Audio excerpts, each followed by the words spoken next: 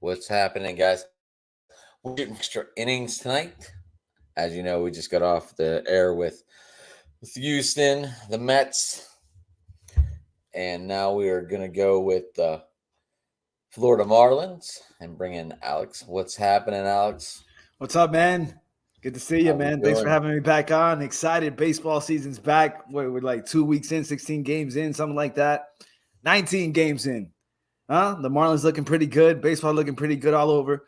I was a little conflicted, and I'm not gonna lie to you with the whole pitch clock.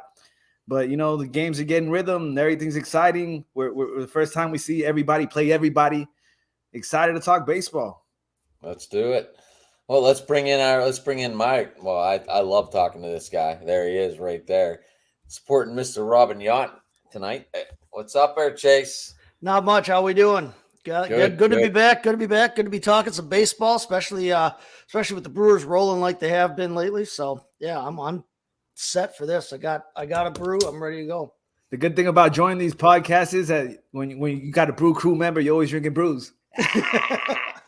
Especially here in the Mountain Bailey Basement Bar, we gotta have one or two while we're on air all the time. So, if we were in Milwaukee, at least after the eighth inning, we can buy beer still, right? Yeah, they were the first team, I think, to come out and say, "Hey, with the pitch clock, I heard you bragging on a pitch clock a little bit. It's making the game shorter. They're not selling as many beers. They're like, hey, we got to do something for the local economy here." So seriously, they were the first team to make that call. They're going to start selling after the set. They used to shut it down right at seventh inning stretch. It was like that.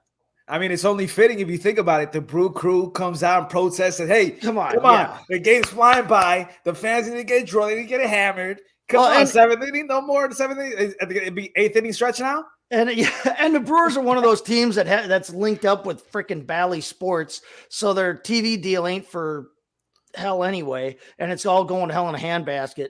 So I mean, they gotta raise money. So they don't have the Yes Network like the Yankees do, or anything like that. They got to get money somehow. So hey, let them tap into the local economy a little bit, sell a little bit of beer. It'll be okay. Everybody will be all right. Yeah, I don't want to. Bally really effed up on that one, huh? I was trying to keep it PG. I don't know if I could drop an F bomb on that. But damn, Bradley really. Fuck you want. Yeah, man, come on. They fucked everybody televised over. baseball. Come on, you. How can you? I don't know. It doesn't seem like something you could screw up to me. It sounded fishy from the rip. Like when Bally bought the rights from Fox Sports, it sounded fishy. Like, why the hell is a gym buying the rights to the Marlins baseball or Brewers Major League Baseball, right? Off of the worldwide leader in sports or whatever the hell they want to call it. And it wasn't no disrespect to Bally, like don't deny my credentials when I ask for, but like it wasn't a good gym anyway. Like everybody was LA Fitness, Planet Fitness. Come on, dog. Any other fitness besides Crunch Bally? Fitness? Yeah. Come Hollywood, on, yeah. Killing us. They got us. The joke's on us. They must whoever's the owner of Bally Sports must hate baseball. They're not paying any attention to it. I know that. I was talking to Alex before this show started and before you were here. What are we learning about Christian Yelich? Is he going to the Yankees? Is he going back to Miami or somewhere different? If he were to ever go anywhere, at least during this current contract that he signed with us, it would have to be somewhere like New York where they don't really care if they're taking on the money. He's playing fairly well so far this season. The thing that sucks is he set right after the trade, he set such a high bar for himself with back-to-back MVP caliber seasons, winning one, running up on another. He had just set such a high bar for himself, and he was playing great right up until the injury there.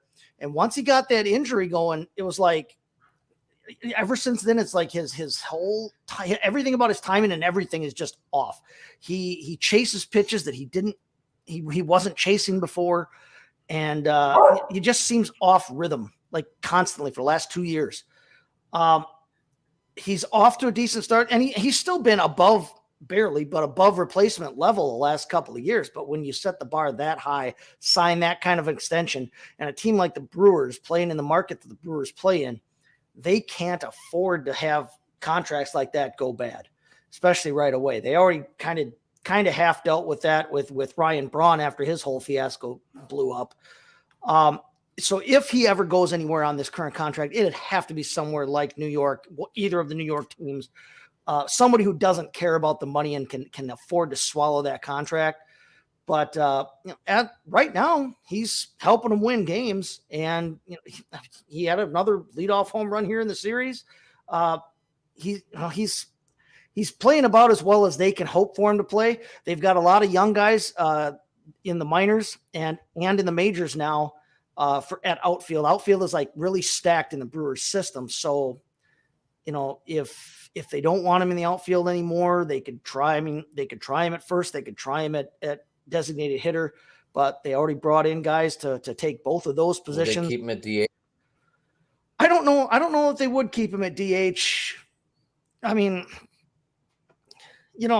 he's not a stellar outfielder, but again, he's not losing you games necessarily in the outfield. I personally, I'm excited to see if he can kind of keep this early season bit of a roll. He's not shooting the lights out, but he looks like he might be getting back into a bit of a rhythm here. And I'm excited. You see him on a daily basis. Does he want to stay in Milwaukee? Oh, I think he does. I think he loves it here. I've never heard anything otherwise from him. He seems like he really likes the city, really likes the organization. I know that the city and the organization still like him, despite what you might see online from certain fans. He's still a popular player, and I don't think that. I mean, right now, he's a good veteran leader, and with all the young guys are playing off their gourds right now in Milwaukee. But you can't count on that the entire season. You need some kind of veteran leadership there. And right now, to be dead honest with you, at their position group, he's about the only veteran they've got in the whole system, with Tyrone Taylor being hurt and some of the losses that they've had in the last couple of years that they've shipped out. I think they need to keep him around, and I think he'll stick around. I for sure wouldn't expect him to go anywhere this year. And the later it goes in that contract, the harder it's going to be to want to move that money if he never gets back to that level that he was at 2-3 years ago. Man, Alex, would you want him back in Miami? Nah, I don't want Christian back in Miami. Look, I'm gonna keep it 1,000. You want the 3 year ago Christian back in Miami, but you never want him to leave. Not that either. Look, this is the thing. This is the whole thing about Christian Yelich.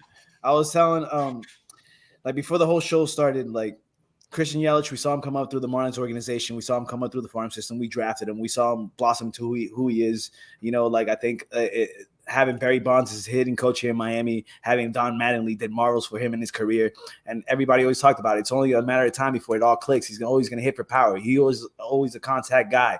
He was a speedy guy. He didn't have the best arm, but you could plug him in center field if you needed to back then. I don't know now. I know he's a corner outfielder now, but what was my beef with Christian Yelich was the way that he exited South Beach, the way he exited Miami. You know what I'm saying? We paid him. We gave him major league bucks before you guys gave him this massive contract, which if you really look at it, it's only $176 million, which, I mean, what's $176 million? Come on. You know what I'm saying? But at the end of the day, I'm happy for him that, it stung. It stung that we saw him leave and he won the MVP with the Brewers, and I was happy for him. But when he would come to Miami, I would be out in the stands heckling him. Be like, cry like Yelich. I want to go to Brewers. I want to go to Milwaukee. Because it sucks is you don't want to see a player ever come out and say you don't want to be part of that team. You don't ever want that as a fan. So that really pushed my buttons, But that being said, I'm happy for him that he signed that mega contract. Shout out to his mom. Anyway, he got this massive contract and well-deserved. But the back injuries that got him, back injuries are no joke. You talk about him, he's pushing a little bit. He's going out of the strike zone. He's pressing because he's trying to produce. He knows he's got that money. He's got to produce. He's trying to do the best he can for Milwaukee. And I'm happy that he went to Milwaukee and the Milwaukee crew and everybody, all the fan base embraced him. But the thing about it is it's too early for you guys to throw the towel on Christian Yelich. No. Way too early. He's got 5 years left on the contract guaranteed. The 6 years mutual. And then if you guys decide, hey, you know what? Nah, we don't want you. You still got to pay him $7 million, which is nothing.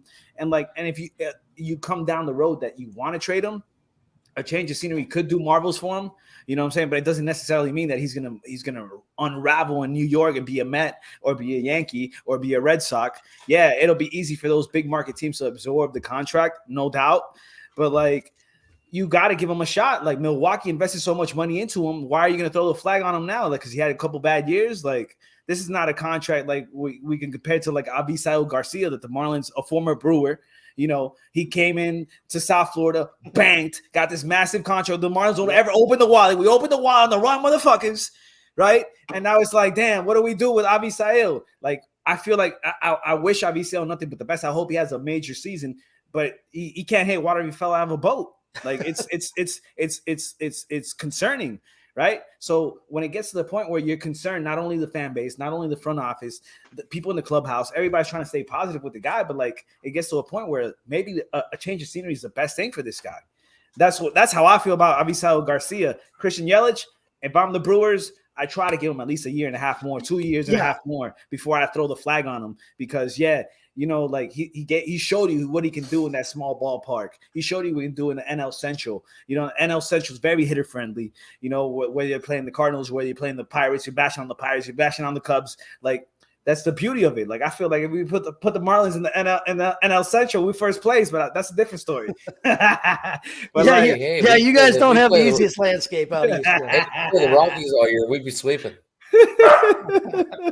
Yeah, my dog agrees. Get out of here. Come here. I have to agree with you though about the idea of like, they can't afford to cut him loose. Like I said, Rick, he's not the MVP level player he was 2-3 years ago, but he is still playing above replacement level, and you can't afford to just cut that loose.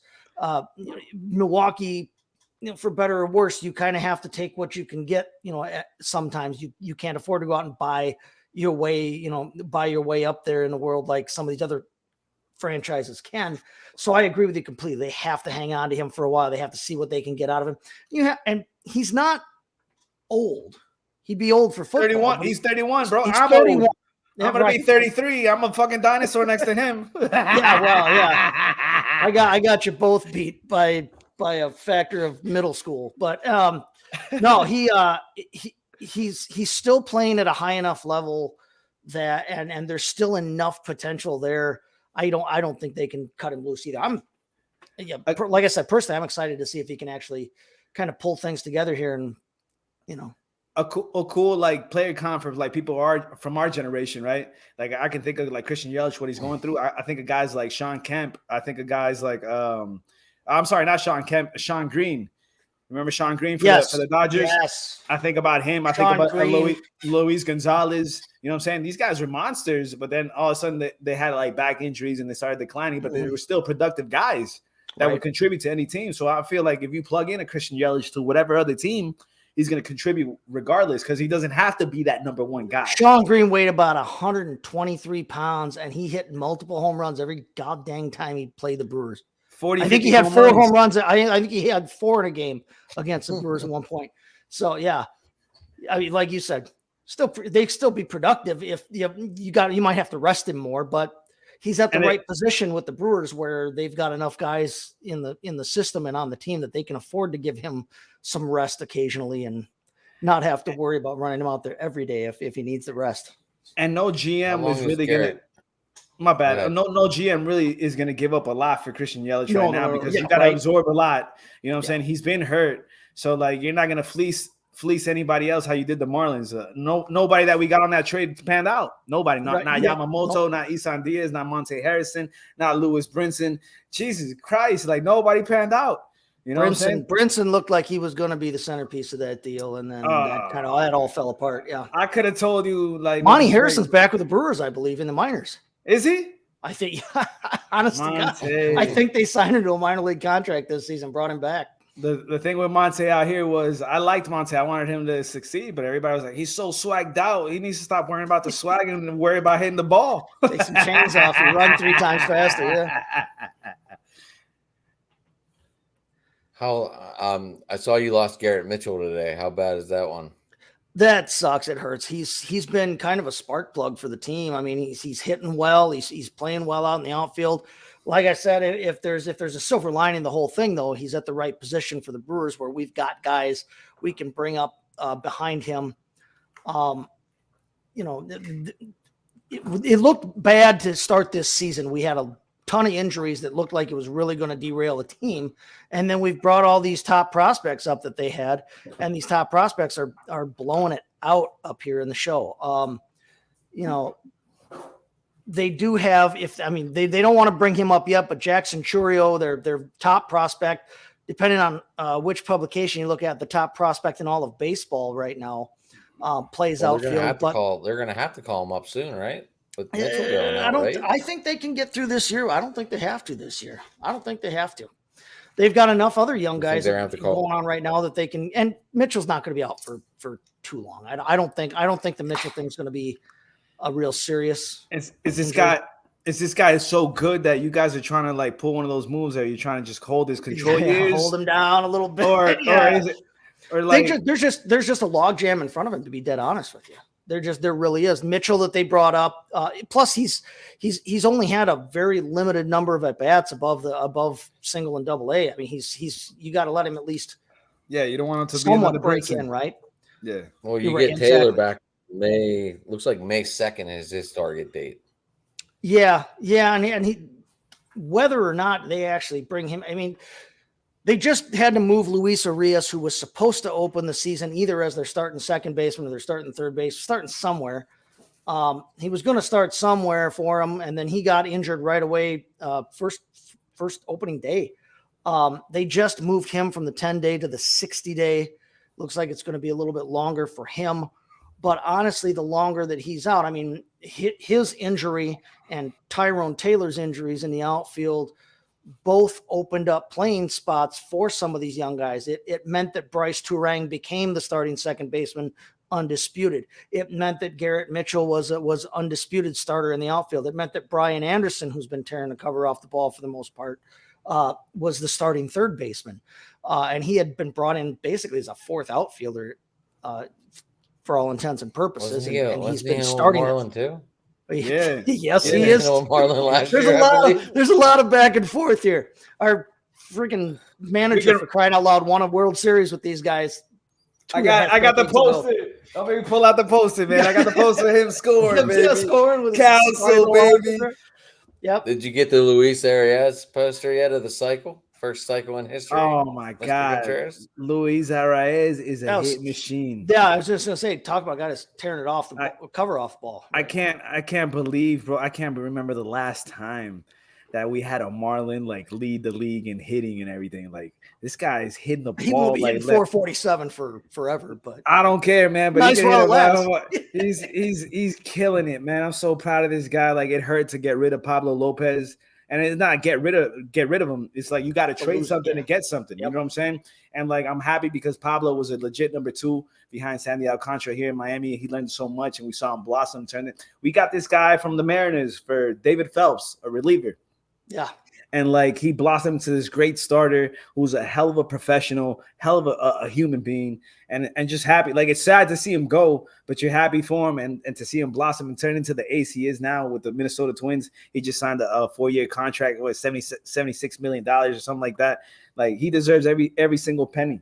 You know what I'm saying? This guy's a super study. Like he studies everything. He's super applied. Like super educated. I bet you everybody in Minnesota is super happy with him. Just how everybody in Miami right now is super happy with Luis Arias. It was a win-win trade for everybody. So it's very rare for that to happen where both sides are really happy. Because right now, if the Brewers call me talking about, hey, we want to trade something, but like, yo, go take a hike, dog. Unless you want Avisail Garcia back. The other Florida team is quite happy trading back and forth with us. We've made about 800 trades in the last 5-6 years with Tampa Bay, and it seems like every single time it works out great for both sides. So, hey, Willie Adames is just the last, and Drew Rasmussen trading places. I mean, that's the last one we made with them, but.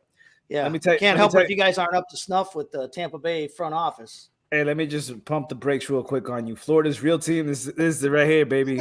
The Florida Marlins. The Rays don't know nothing about no championships, baby. Every time they go to the chip, what do? They go and choke. At least the Marlins been there twice. We won. Nobody goes to watch either one of them, though, so it don't really matter. Or they pull Blake Snell, who's pitching like a no-hitter in the World Series. And then yank him. Yeah. Crazy. Analytics, baby. Yeah. Horrible. Hey, Chase, would you guys take back Avisail? Well, I mean, we'll take him for a couple. We'll take him back for a couple beers and everything. I feel like they got. I feel like the Brewers got lucky. They got a couple of pretty nice productive seasons out of him. He was just enough of a spark plug in the lower middle of the order kind of thing that we got exactly what we needed and wanted out of him. And then they were smart enough to let him go at the right time and didn't try too hard to bring him back. And again, like you said, I hope the guy tears it up this year. I got nothing but love for him. I have no animosity at all, but if for no other reason than, like I kept saying this whole time, we are jacked ass full in the outfield. We don't need another outfielder. We don't need a pretend outfielder. We don't need anything like that. So you guys can keep him, let him work through it a little bit. And, we'll see you guys in the postseason at some point. I'm convinced that Derek Jeter just did this shit on some revenge. Sign Avisail to a massive contract. He's going to choke anyway. Jesus, man. All right, moving on. Hey, I gotta know. Do you guys like the Leinenkugel Summer Sandy? I drink it. Leinenkugels is like they're from like a half hour, 45 minutes south of me. I've toured the facility and this Samuel Adams sports rocker. It's like their Summer Sandy. It's real similar. It is so much better. Just to let everyone know. I'm gonna go that far. They'll sneak up on you. I don't know if I'm gonna go that far. Well, if it sneaks up on me, we're in good company. I didn't eat today, so yeah, I recommend this a little bit over the Summer Sandy. So. Samuel Adams porch rocker, huh? Yeah, that sounds all right. I might write that down before you forget. Make a note. Yep, make a note. So what? It is a seasonal beer, so if you see it, it's not going to be out long. Snatch it. Yes. Wait, talk to me about. I got it the first day. I got it when I pulled it off the guy loading it. Don't put that down. Just go right over there. Over there. I'll pop the trunk. I need to go catch a game with you guys. Is Burns going all right? He'll be all right. It's a strained pec, which is much better news than just about any other piece of the throwing chain you could think of. So, in my opinion, I think he'll be okay. He'll miss a start or two probably, but again, they've got decent pitching from everywhere else. Wade Miley looking like a friggin' all-star that he's never been before. So they're doing okay so far right now in that. Who would have thought Wade Miley would be our big off-season pickup, and then it turns out to be a big off-season pickup. So yeah, right. What the hell did they see in Wade Miley? Coming back around. Because he pitched for him. He was on the Brewers a couple years ago when they went to the NLCS against the. I was going to say, wasn't he on the Brewers a couple? 19, I think. Yeah, he was part of the whole that opener strategy that they tried to do against the Dodgers out in LA, where came in and threw to one batter just so that they would load their lineup with right-handed guys, and then brought in a right-handed pitcher. It was but he pitched well for them during that previous stretch, but he's not a hard thrower. He's just, he's got to hope that guys are, swinging and missing and or pounding the thing into the dirt. But he's looked good so far, and he shut the hell out of the Padres the other night. So wasn't he a former Padre? Wasn't he a former Padre? He's pitched for just about everybody. Yeah, right. He didn't pitch for the Pirates. Reds, Padre, my bad. Padres and Reds and everybody else. He's been all over the damn league, but this is second. I think he pitched for St. Louis too, right? Yeah, that wouldn't shock me. I could check it out for you quick here, but yeah, that name sounds familiar as a starting pitcher for the Cardinals. I know the Marlins wanted to get him, but I was like, please, God, no, we don't need a soft lefty tossy right now. We don't need that. We need guys, you know what I'm saying? No, this is 36 years old, 36-year-old left-handed tosser. Yeah. He's a modern day Jamie Moyer. He signed the GOAT, baby. He's got about 20 years till he gets Jamie Moyer. He pitched a good game. He pitched a good game, but he was facing the Rockies. And maybe Rich Hill got some motivation out of this, but who knows? Yeah, let's see. Yeah, who the hell have you pitched for, dude? He's been all over the damn league, and it's about his 300th year in the league. But yeah, he's got a ways to go before he catches Jamie Moyer. But yeah, he's 36 years old, and like you said, soft toss and lefty. He's not, he's not going to blow anybody out of the water. But he's been pitching well, and he's been pitching to his strength, and so. He's kryptonite. He's kryptonite to a lot of guys that used to hit 99, 95, 100 miles an hour now. Right. Yeah. You step up there and you think you got to get cock locked and ready to go. And then the ball gets there after you swung. Yeah. Yeah. He's a little bit culture shock from Corbin Burns or from a bullpen guy too. I mean, yeah, you get used to, you see Wade Miley twice through the order and you think, oh, hell yeah, I got this. And then you bring somebody in that throws over 87 because that's all it takes. And then all of a sudden that guy looks like he's cranking that thing up Aroldis Chapman style, but no, I liked that. I mean, for a while they had him listed as like their fourth and fifth starter with Eric Lauer. But what they did is they ended up splitting them in the rotation, which I liked. I don't like putting, maybe that's just me and living in the 30s, but I don't like putting lefties back to back in the rotation. I like being able to mix it up. And so they split them up with Peralta, with fastball Freddie Peralta, so that you got a left, right, left there. And I like that a little bit better. I think it sets their starting lineup or their starting rotation up really well. But right now they've been plugging in Colin Ray. There's another name from around the league. They've been having to plug guys in because injuries have not been kind to them so far this year. But weirdly, unlike years past, they're deep enough that they can kind of handle it. Here's another Marlins connection with the Brewers, right? You said Colin Ray. Yeah. Years ago, Marlins tried to trade with the Padres for Colin Ray, right? And we were going to send Luis Castillo, the ace stud, for the Mariners. We're going to send them to the Padres, and then they got vetoed. They fell through, and they sent them right back. And then the Marlins said, we don't want Luis Castillo. Let's trade him to the Reds. Damn, I don't know what the hell is going on with the Marlins. But shout out to Colin Ray. I'm glad he's healthy again. He's still around. Yeah. I think he pitched in Korea or Japan, one of the two last year, I think. And yeah, Brewers just brought him back, and then they had to call him up because Woodruff and Burns back-to-back starts for them, or turn through the lineup. One turn through the lineup took them both out. So, but how long is Woodruff out? I thought I saw he was back soon. That's why. I think they officially placed him on the 10, 15. I don't remember how many days they got. I think it was a 10 different. Yeah, but they did place him on, so he'll probably miss a turn or two through the rotation. But again, doesn't sound like anything overly to be worried about yet. But with the Brewers, I'm not gonna say too much about that right now. Hey man, Alex, how bad did that 9-run shelling the other day hurt Alcantara in the Cy Young chase? Damn. You know what? I'm not worried about Sandy. He started off a rough start because he got tore up by the Phillies.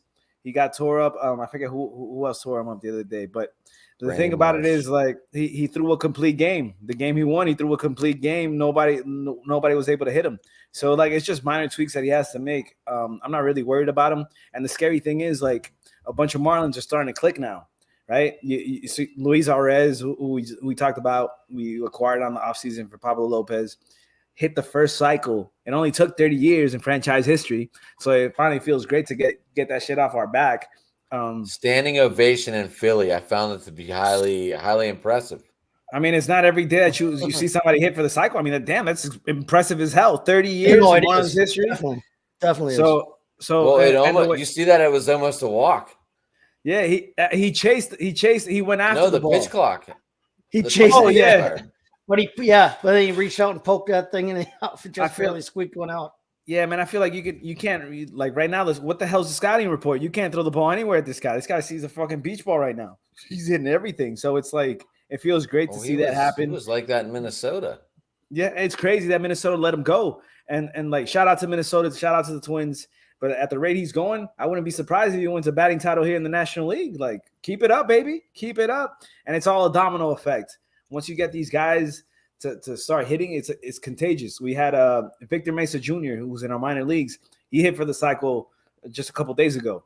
So it's like that's what you want. You want guys to like feed off of each other. Normally, the Marlins are known for their pitching, right? Sandy Alcantara, the Cy Young winner. We got Yuri Perez, the top prospect in our organization. He's going to be supposedly the next Sandy. We got Edward Cabrera. We got a whole bunch of pitching plethora that you just love. It's always been Marlins baseball, pitching, right? The last pure hitter I felt that we had was Miguel Cabrera or Hanley Ramirez. That's a while ago. That's a long time ago. That's a long time ago. So like right now, I'm like Luis Arraez. I'm so happy you're here in Miami, and even more on top of it, he's from Venezuela. I'm from Venezuela, so it's like, damn, that's my countryman right now. He's going Venezuela, yeah, Venezuelan, yeah, he's Venezuelan. So like it's beautiful to see it, and I just feel like for the first time, man, in a long time, and I'm not counting the 2020 season, the COVID season, because it was a short season, because that shit was a sprint. And it was cool to see the Marlins get into the playoffs. I'm not gonna bullshit you. I had a tear in my eye when we made the playoffs in that 2020 season. It might have been because of the pandemic. It might have been because I hadn't seen winning baseball in so long. But damn, it felt good. And right now, it feels good to see the Marlins baseball. Like we're 10-9 right now. I'm talking like we're 10 games over, but we're not. We're only 1 game over. But damn, it's so fun to see this competitive baseball going on. Skip Schumacher. Jesus, man, you're pushing all the right buttons. We had Don Mattingly there. Sometimes I just wanted to kill him because he was just like, he was a chorus. He wouldn't go out there and back up his players. He didn't have that fire in him. Like, I don't know if it's because so many years watching Bobby Cox with the Braves. I hate the Braves, but damn, at least Bobby Cox would go out there and back up his guys. You know what I'm saying? He'd get up in your fucking face and tell you, you're full of shit, Blue, and you're out of here. And it's like, he has the most ejections all time. So I've always been the type of guy, like the manager, he says, I'll back up my players. I'm a player's manager. Go out there and fucking back up your players. And show the good times and the bad. Go do it. Show it. No, it's just Don Mattingly. Here comes Don Mattingly. He'll just listen. But whatever, Donnie, I hope you're enjoying Toronto. You got to fucking get out of the country because he's killing me. Skip Schumacher pushing the right buttons. He's discovering the team as we go. You know what I'm saying? Like I said, Sandy Alcantara's not at 100%. We just lost Trevor Rogers today to a forearm injury. I saw that. I was going to ask you about that. I was going to ask you what's going on with him in a second. But I feel like for the first time in a long time, we got hope. Jazz Chisholm, the first Marlin ever to be on the cover of MLB The Show on any type of video game is pretty cool. It's cool for him to come out and say, yo, he was an all-star second baseman. Everybody knows what he can do. Like he's shown spurts. He was an all-star. He got hurt, unfortunately. But like this is a guy that can really go and be a 40-40 guy. No bullshit. He can really be like a Ronald Acuna type of guy. Like right now he's got 4 home runs, 6 stolen bases. So he's on pace. He's keeping it up and he's learning a new position. He told Skip Schumacher, he told Kim Mang, the Marlins general manager, hey, if you guys can't go and get Brian Reynolds from the Pirates, I'm your guy. I'm kind of sick that we didn't go and get Brian Reynolds, but shit happens. Yeah, it ain't over yet. So, but like you tip of the hat to Jazz to go out there and say, yo, you know what? I'm putting my ego to the side because this is the guy that you traded for. Shout out to who do we get? Marcell Ozuna. Marcell Ozuna got us Zach Gallen and Sandy Alcantara, those superstars, and Zach Gallen we flipped over for Jazz Chisholm. So like I'm thankful that we got Jazz. Hey, you want Ozuna back or Yelich back? Which one you want back least? Damn, that's a tough one.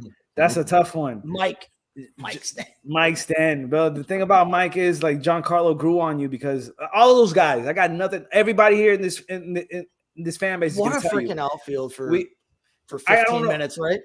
Man, God, we had a hell of an outfield. Ozuna tore it up, right? And who would have thought Ozuna was the least like probable out of all 3 of them. Like if you tell, hey, let's do a draft. Who you taking first, Giancarlo or Yelich? Everybody would pick those 2 first. Mm-hmm. But man, I used to sit in left field back in the day. R.I.P. to Jose Fernandez. I used to sit in the Jose section in left field, and I would love seeing Marcell Ozuna out in left field. And every time he would come up and bat, I'd be like, "Here we go, Marcell!" And I would yell at shit, "Ozuna!" Right, and everybody would look at me like, "What the fuck is up with this guy?" And the season would keep on going. I would do it every at bat, and then it got to the point where the whole crowd, everybody would do it. So, like, you know what I'm saying? Like, they were doing something right, and it just sucked that we didn't have the fucking pitching. And when we spent the money, we badly invested like we did Avisel, and we spent the money on Wei Yang Chen. So, anyway, let me take a shot, man. Cheers to the good times. Hey, R.I.P. to Jose. and here's a better baseball for all our teams, man. Hopefully, you guys, the Pittsburgh Pirates, get a winning season sometime soon before we all die. They'll get something. You did, yeah. I'm glad to see you up and about after the O'Neal Cruz thing, man. I'm just glad to see you're not, you didn't run away and hide, Ed. Damn. What the hell? Can we talk about sliding? Some of his coaches need to talk about it with him. I know that. Holy listen, I'm cow. 5'5". I don't know what it's like to be 6'10" or whatever the hell he is. He's 6'9". Well, okay. So either way, he's a foot and a half taller than I I don't know what the hell to do with all that extra length. You but I know how 5'5". to I think I slide. have a bigger question.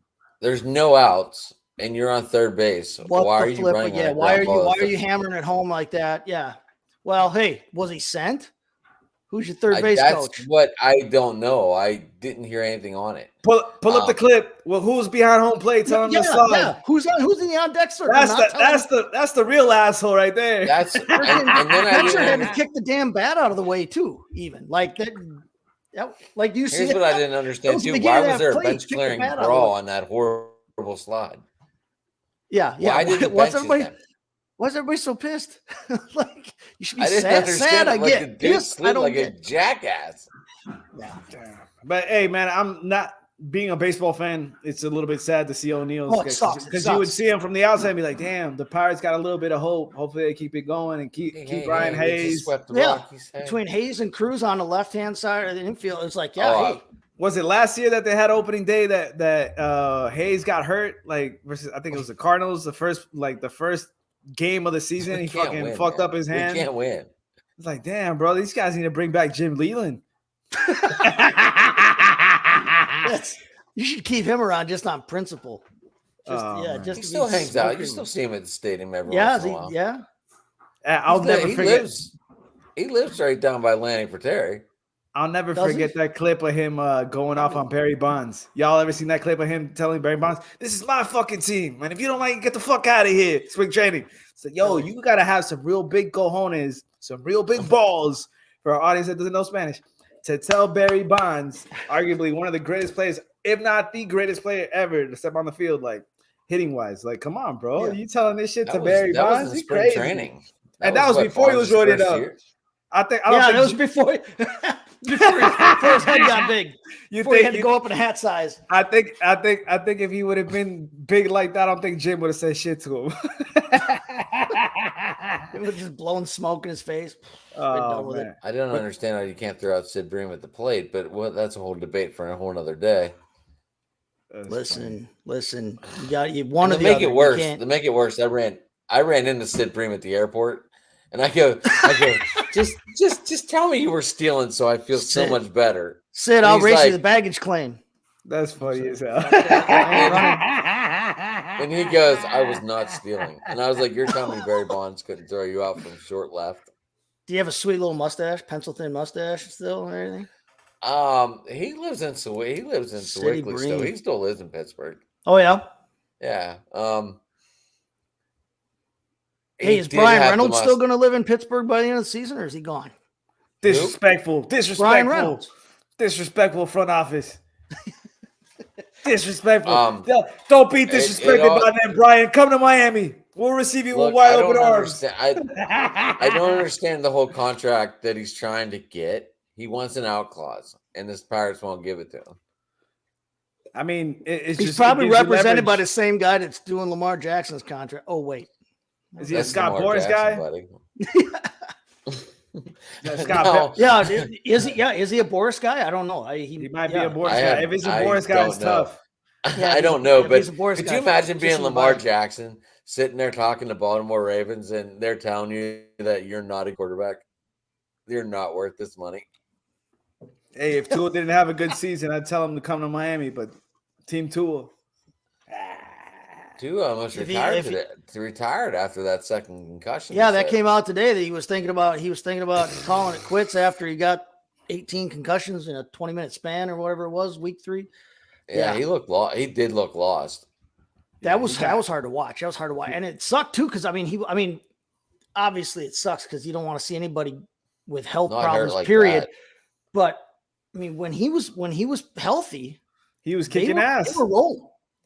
They were I want to know wrong. why they bring in Mike White for the equivalent of the GDP of a small freaking African nation when Skylar Thompson actually looks like he would be just fine as a. I mean, I know we're drifting into my Yeah, sport. we're going to you talking about Terry Bridgewater. Yeah, get the fuck get Terry the No, fuck out of here. but Thompson, Not Skyler looked Skylar good. Thompson, he looked good. other rookie Young that got taken Skyler. right before Brock. The thing about that, he didn't look like it was too big for him. He wasn't a big, highly touted prospect, but he gets thrown in and he's in the playoff hunt and in a playoff game, and it didn't look too big for him. And why they would then go out and spend appreciably more money to bring in Mike White, that was a dumb move for me. But they back to wanted Brian 3 Reynolds, on the what squad, the right? frick? Because Was Teddy that? Bridgewater went to. He's still unsigned, I think. Yeah, Bridgewater hasn't signed anywhere yet. I'm good on Terry Bridgewater. I would have passed on him anyway. You know what I'm saying? Young Skyler to close it out. Young Skyler did his thing, and like he did a lot of shit that like you couldn't expect too much out of him because he didn't get the rips with the first team. You know what I'm saying? So like he just got thrown into the fire and he was trying to figure it out. And sometimes he did it, but he would make like mistakes that it's like those mistakes that you make once in a lifetime and you learn from them. He'll remember that. He'll remember that next time. Yeah. So that's what I mean. I couldn't understand what the hell they were thinking bringing in Mike White after Thompson looked that good. In my opinion, he looked that good at the end of the year. But yeah, back to Brian Reynolds, dude. Are they gonna move him on? And they gonna do right by him, or are they gonna? I got an Edward Cabrera for you, bro. Edward Cabrera, centerpiece. You Come want on, one man. Of these? Hey, he's got a 94-mile-an-hour changeup. 94-mile-an-hour changeup. Remember we were talking about Miley? 86, 87? 94-mile-an-hour changeup, baby. Yeah, but the changeup's got to actually change. It does. He throws 99, then change at 94.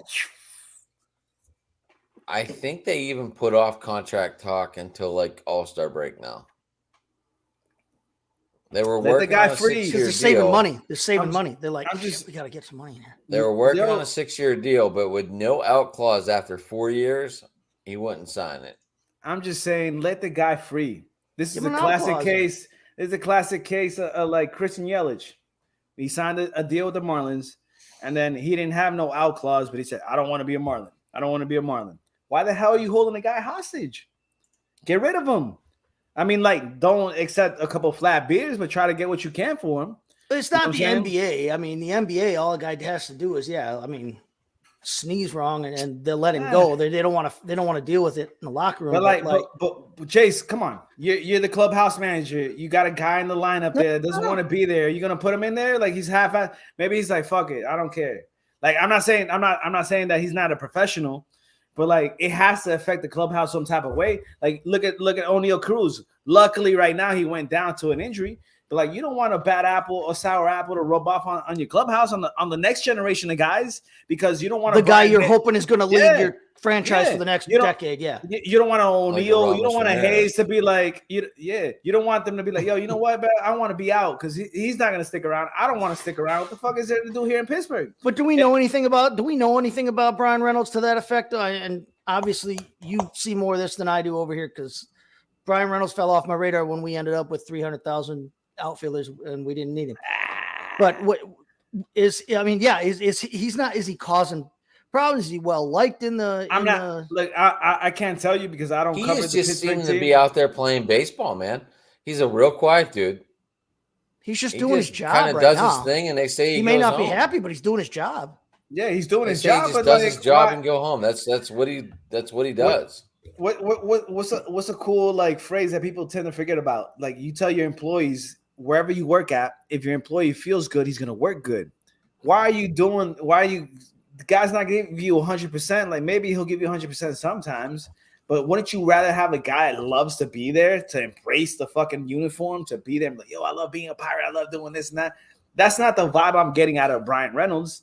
Like, yeah, I enjoyed my time here. I get the vibe. He comes in, he does the best he can, and then he goes home. I'm enjoying my time. Yeah, I don't think Brian Reynolds cares if he ends up on the wall next to Willie Stargell and Roberto Clemente. I don't think he gives a rip about that necessarily.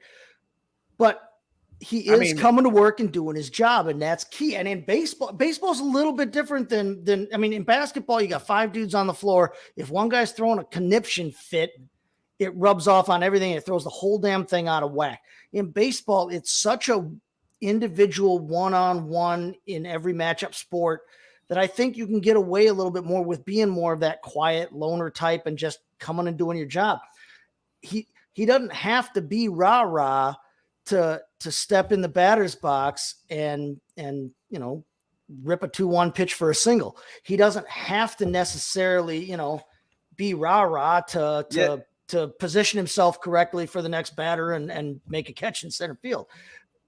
And so, I mean, as long as he keeps coming to work and keeps performing, then, they don't have to rush to get him out of there. But I agree with you in terms of like, why wouldn't you want somebody who wants to be there or wants to be happy? And if you can't make him happy, it's going to behoove you to do right by that player when other guys around the league are looking at possibly coming to your town.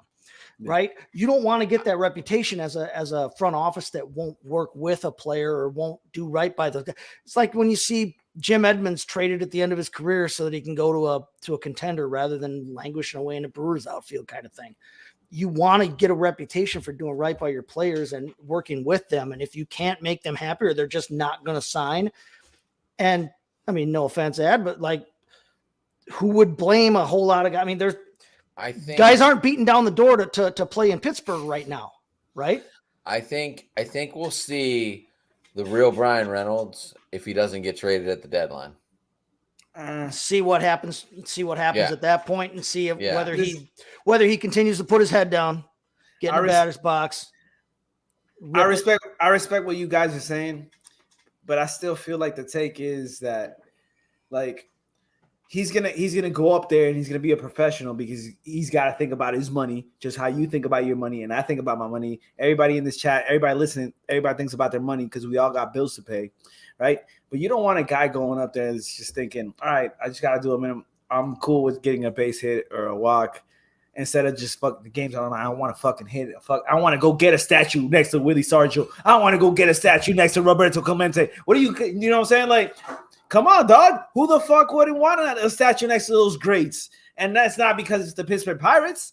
Like, yo, I want to go in. I want to be known as like an all-time great baseball player. Like, am I going to go up there and like, oh, the Pirates don't want to fucking trade me? Fuck it. I'm going to get my singles. I'm going to get my basic work in, my average shit to make sure that I get paid. But wherever I go next, I'm going to go off. You remember Carlos Beltran when he was a Kansas City Royal? We're going way back. We're going way back. Yeah. All right. He was a Kansas City Royal. What happened? He didn't get paid by the Royals. He got traded to the Astros for half a season. Went the fuck off because they showed him, hey, it's a mental thing too with players, right? Because like it's a mental thing with a lot of people. If you're somewhere where people want you, oh my God, you want to. It helps when you're winning. Yeah, it helps when you're winning, and it also helps when people want you. Like, I want you, but I'm a loser, and nobody wants to be here in our organization. Can you be the leader? It took the Marlins a lot of time to sign anybody because every time the Marlins sign anybody, what do? The Marlins got the reputation. The Marlins ship everybody away. They're selling everybody off. Yep. When we did 2012, we got the new stadium. They went out and opened the wallet. We got Jose Reyes. We got Mark Burley. We got a whole bunch of guys. What happened? 3 months into the season, shipped everybody away. That shit hurts as a franchise because listen, man. Once the payments started coming due on that freaking home run sculpture, they had to do something to make some money. They had to get rid of people. The tremenda mierda sculpture, which means a big piece of shit sculpture. It's actually goddamn thing in the entire major leagues, man. Alex, my son's first stadium was the Marlins stadium. Hey, you should take them back because the hideous green walls are gone. Now they look decent. They're nice and blue. They don't fuck up your eyes. It's a nice baseball game. It's a nice vibe. We sat right behind the Pirates bullpen and they threw us a ball. Like I tell you what, man, you bring your kid out here to South Florida. I'll take you to a game and I'll go out of PNC. You show me a good time. What was the name of the sandwich you told me about? The Permane sandwich. Yeah, that's Yeah, what yeah. I want to have. Granite Brothers, I want to have one of those motherfuckers. Cheers. Well, good shit, dude. But you never been here either, have you, Chase? No, where do you sit when you go though? Where do you sit at PNC when you go?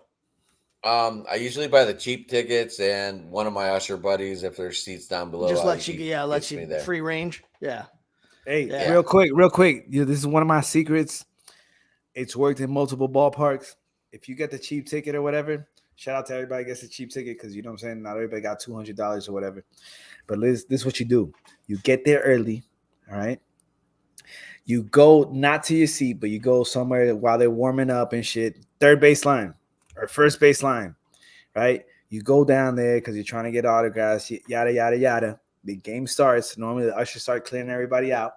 But this is where you flip the script on them, right? You go up to the usher and you tell him, yo, what's up, man? Hey, how you doing? Excuse me. I heard about this great sandwich out here. Do you know where I can get it? Or you know where I can find this type of beer? You get your face Get him off his identified. game. Yeah. You identify them. He identifies you, right? And he says, oh, yeah. Oh, yeah, this way. Or no, I don't know, man.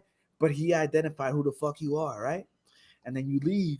And when you come back, he'll be like, hey, let me see your ticket. Like, come on, dog. Didn't I just ask you? Oh, no, you good. That's the realest shit I can tell y'all, boy. Y'all welcome. Holla at me, the real Akon on Twitter. Damn, you sent me all the way to section 134. I gotta get a ticket closer there next time. Yeah. Oh, yeah. Okay. Yeah. Go ahead and sit down. Damn. No, I just know the press box at PNC. It's damn far away from the field. It's like way up here somewhere, and it always seems. I'm always like, man, that thing's just got to be like this cavernous tube. It's got to be like playing in a cylinder. It's right above the 200 section. Yeah.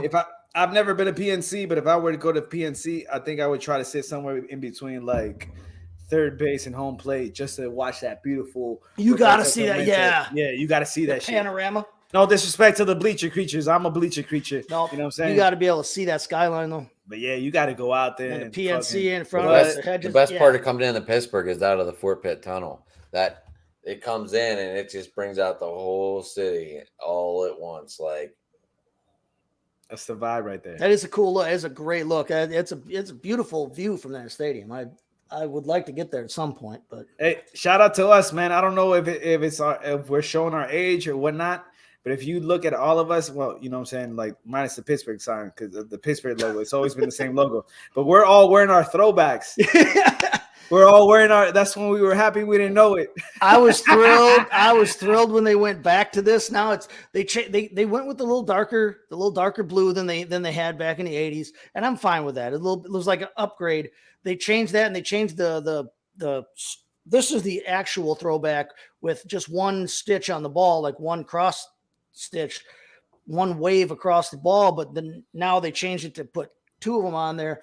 And it's like those are really simple little like updates that I can handle. Like keeping this as the main logo was the best thing they did. Yeah, and I agree. I like the old teal and black and gray uniforms. Yeah, like that to me says Marlins much more than I tried to find my Juan Pierre jersey, but I couldn't find it.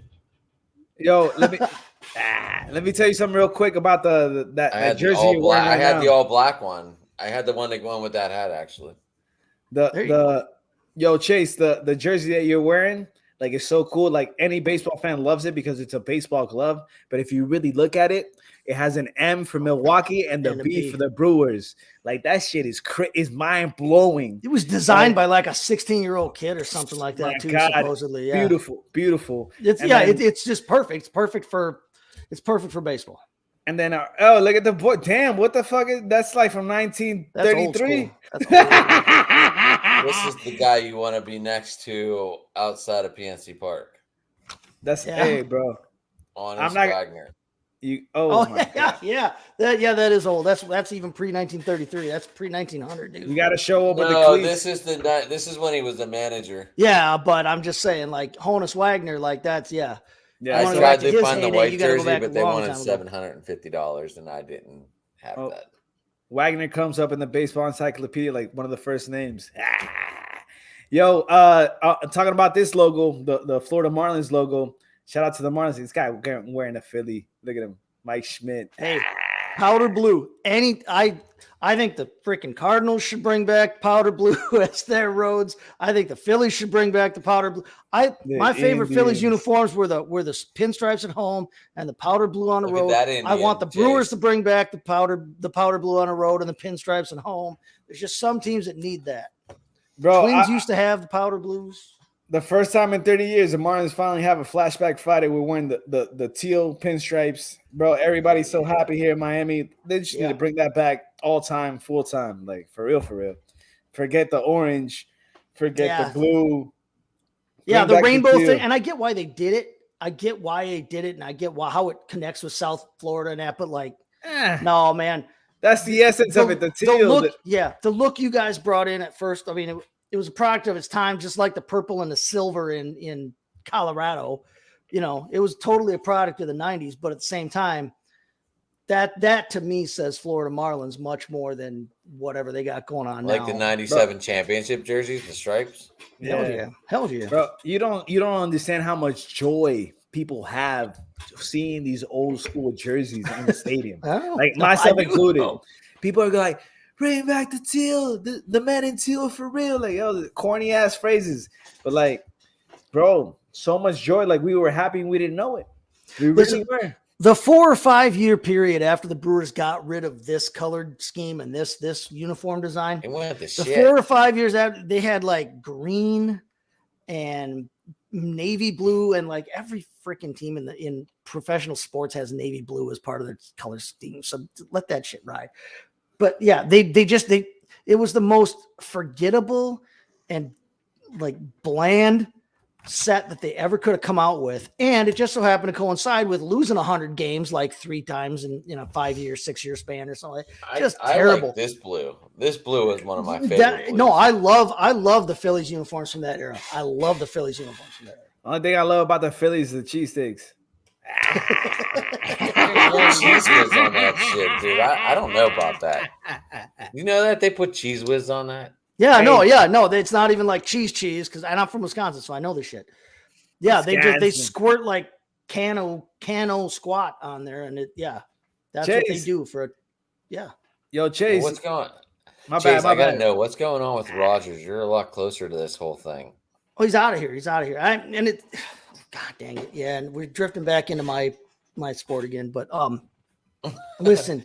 Chase is a writer for football. Yeah, I write about football for Belly Up Fantasy Sports and I've been a Packer fan my whole life, and I just keep telling all these people, all these young people that are like, screw Rodgers, let him go. And who have been saying that for like the last four years or so. I'm like, you all don't remember what it was like before we had a Hall of Fame quarterback in Green Bay, because we've had one for the last 30 plus years, right? Since Brett Favre took over in 1992, we have had a Hall of Famer at quarterback. The couple of times that Rodgers has been hurt and we've had to be like everyone else and just use whatever the frick at quarterback, they've been terrible. I'm like, were you people not watching those years? No. You forget what it's like to not have a Hall of Fame quarterback. And outside of Boston, everybody else in the league knows exactly what it's like to go 20, 30 years without a Hall of Fame quarterback, without even one. And we had 2. And everybody, they only won 2 Super Bowls. Listen, I've seen my team win 2 Super Bowls in my lifetime. That's more than a lot of other fans can say, including most of the ones in my division. And I will take that. Now, that being said, I will be fine seeing all the drama and everything be gone and under the bright lights of New York, because I remember the will he, won't he with Brett Favre. And we've been dealing with some of that same kind of thing with Aaron Rodgers. Deja vu. And I mean, cool. I'm not looking forward to having a regular human at quarterback, but is what it is, man. Welcome to what the rest of the NFL deals with, I guess. Yeah, I've had a Hall of Fame quarterback for the last 2004. Yeah, okay. No, he is. He will be. He will be. But Big then Ben before will be. that, it was like Bobby Brister. Bobby Brister, Hells yeah. Mark Neil O'Donnell. Malone, Hells yeah. Tommy Maddox. Neil O'Donnell took you to a Super Bowl, so don't be too sad about that. Then he found his favorite target, Larry Brown, twice for touchdowns. Just Larry Brown played for the Dallas Cowboys. Except that he was on the right. Yeah, he was wearing an off-color jersey. I don't know Bobby how you could see Brister, that. Tommy Maddox. Must have been the lights. Roy Finkel. Yeah. Roy Finkel. Yeah, Roy Finkel. Laces out. Back to baseball. Yeah. So is Joey Wendell coming back soon? Back to where? To the Brewers? Joey Wendell. Nah, you know what? I guess that's another name. You guys swapped a lot of fucking players. Yo, I'll tell you what. Joey Wendell's a cool player. He's a cool baseball player, but he's not an everyday player. Like the Marlins got him out of a position right now. We're in dire need of a shortstop. We got John Birdie right now, who led the league in stolen bases last year in the National League. He's playing shortstop. He's doing an average job, but like John Birdie's more of a plug and play utility type of guy. Joey Wendell, another utility guy. You can plug it anywhere in the infield. You love what he brings to the table, left-handed bat, but he's not going to play 162 games. Shit, I think he's played like 2 games this season. So, he's hurt. That's what I meant. He's coming back soon. Yeah, he'll be back, but I'm not gonna. It's not like a game changer. You know what I'm saying? Like whatever he brings to the table, great. But hopefully Jorge Soler is a guy that's very interesting because this is a guy that we signed after he won the World Series MVP with the Braves. He was on a tear. He's on fire right now. On fire. He's on fire right now. Why? Because he finally recovered from that back injury. He had a back injury last year, fucked him up. He went downhill, and just classic case like Christian Yelich. Back injuries fuck you up. So it's good to see Jorge. Hip hip Jorge. He's back and healthy. Hey. You know what I'm saying? And he's tearing up he's tearing it up. He looks like the KC version of Jorge Soler. Like he really hit the shit out of the ball. Like I haven't seen nobody hit the ball. Is he gonna keep that up though? Is he gonna keep that up? I hope so, man. I don't care about the average. I need that power. Listen, because if he keeps it up, I gotta add him on my fantasy team. Man, I need an outfielder. He's not picked up in your league yet? No. He's killing it. He qualifies at outfield in my league, so no. I drafted him. For anybody playing fantasy baseball, my only suggestion, I don't really give suggestions out like that, but don't draft Avisail Garcia. You're welcome. You heard it here first. No, I was saying before the show, before we started, I've had just about a perfect sports day between the Brewers coming from behind and putting the sweep on the Mariners. I got a giant game out of all the Astros on my roster, including their starting pitcher that today gave me 33 points there. They blew up in the last 2-3 innings and ended up winning that game 8-1. So I got a ton of points there, brought me from behind to take the lead again in my fantasy matchup.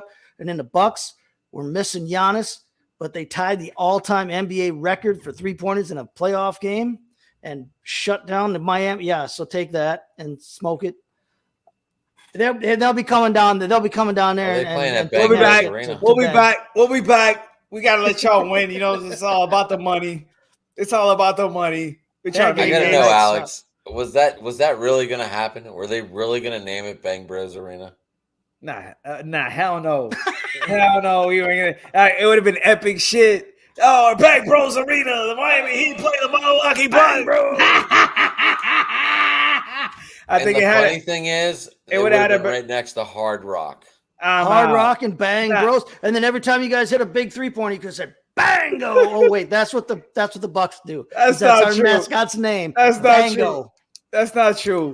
The Hard Rock is like no. Oh yeah, the Hard Rock. The Hard Rock is like 40 minutes away from American Airlines or Pornhub Stadium, whatever it's called now. I started laughing. I saw that as a report, and I was like, "Is this really happening?"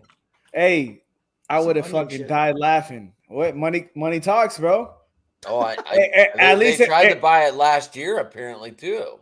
I mean, I would have negotiated with them. BB Arena.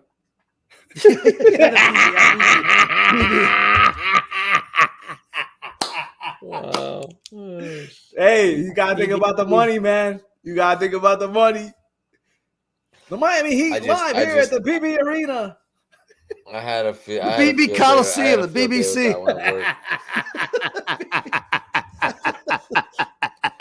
You're out of line, Chase. Cut him off. Cut him off. So are they gonna do anything this weekend for the '97 World Series reunion this week for you, Alex? Man, Cleveland. They play Cleveland this week. Oh, they play Cleveland. Nah, I haven't heard anything about Cleveland. Honestly, I've been so tied up in work, but I'm gonna keep it 1,000 with you. There's a little bit of a dilemma going on right now because the Cubs are gonna come into town, and they came up with the Bartman Appreciation Weekend. Oh no! And you know what I'm saying? Like Bartman was always a diehard Cubs fan, and like if you didn't know it. The Moises Alou incident. The whole incident in left field where Bartman reached for the ball like anybody would have done. Anybody would have reached for the ball. You would have reached for the ball. Everybody here would have reached for that ball in that moment. Yeah. Just Moises Alou just made a whole fucking shit show about the whole thing. And it hurt because he was a Marlin. But long story short, when that happened, the state of Florida offered Bartman Asilium to come to Florida and stay here free of cost. Like, so like you know what I'm saying? Like he was like, nah, I don't want. Bartman was like, I don't want anything to do with Florida. You know what I'm saying? Like, I don't support the Marlins. Like, I love the Cubs. And everybody knows that shit. That's like me reaching for a ball with the Marlins and I fuck up everything. I'm not going to go out and throw the fucking first pitch for the Brewers. Get the fuck out of here. You know? Like, no disrespect, but like, how are you going to come up with a Bartman Appreciation Week? Like, I understand where the Marlins are coming from, but like, if Bartman dislikes us, why would we even do something like that? So they promoted the whole shit across the city. Bartman Appreciation Week. The Cubs are coming to town, and then the shit lasted like 2 days. They took it down. The Marlins feel some type of way. Like I feel like maybe Bartman said something. I don't know. I don't have no behind the story scenes, but something had to happen because Bartman's gonna be like, yo, what the fuck? And they got a picture of Bartman. Let me see if I can pull it up. They got a picture of Bartman with the glasses, and you see Jazz Chisholm and Juan Pierre. Cubs are coming into town. It's like, oh my God, why would you do this? Why would you do this? It's crazy.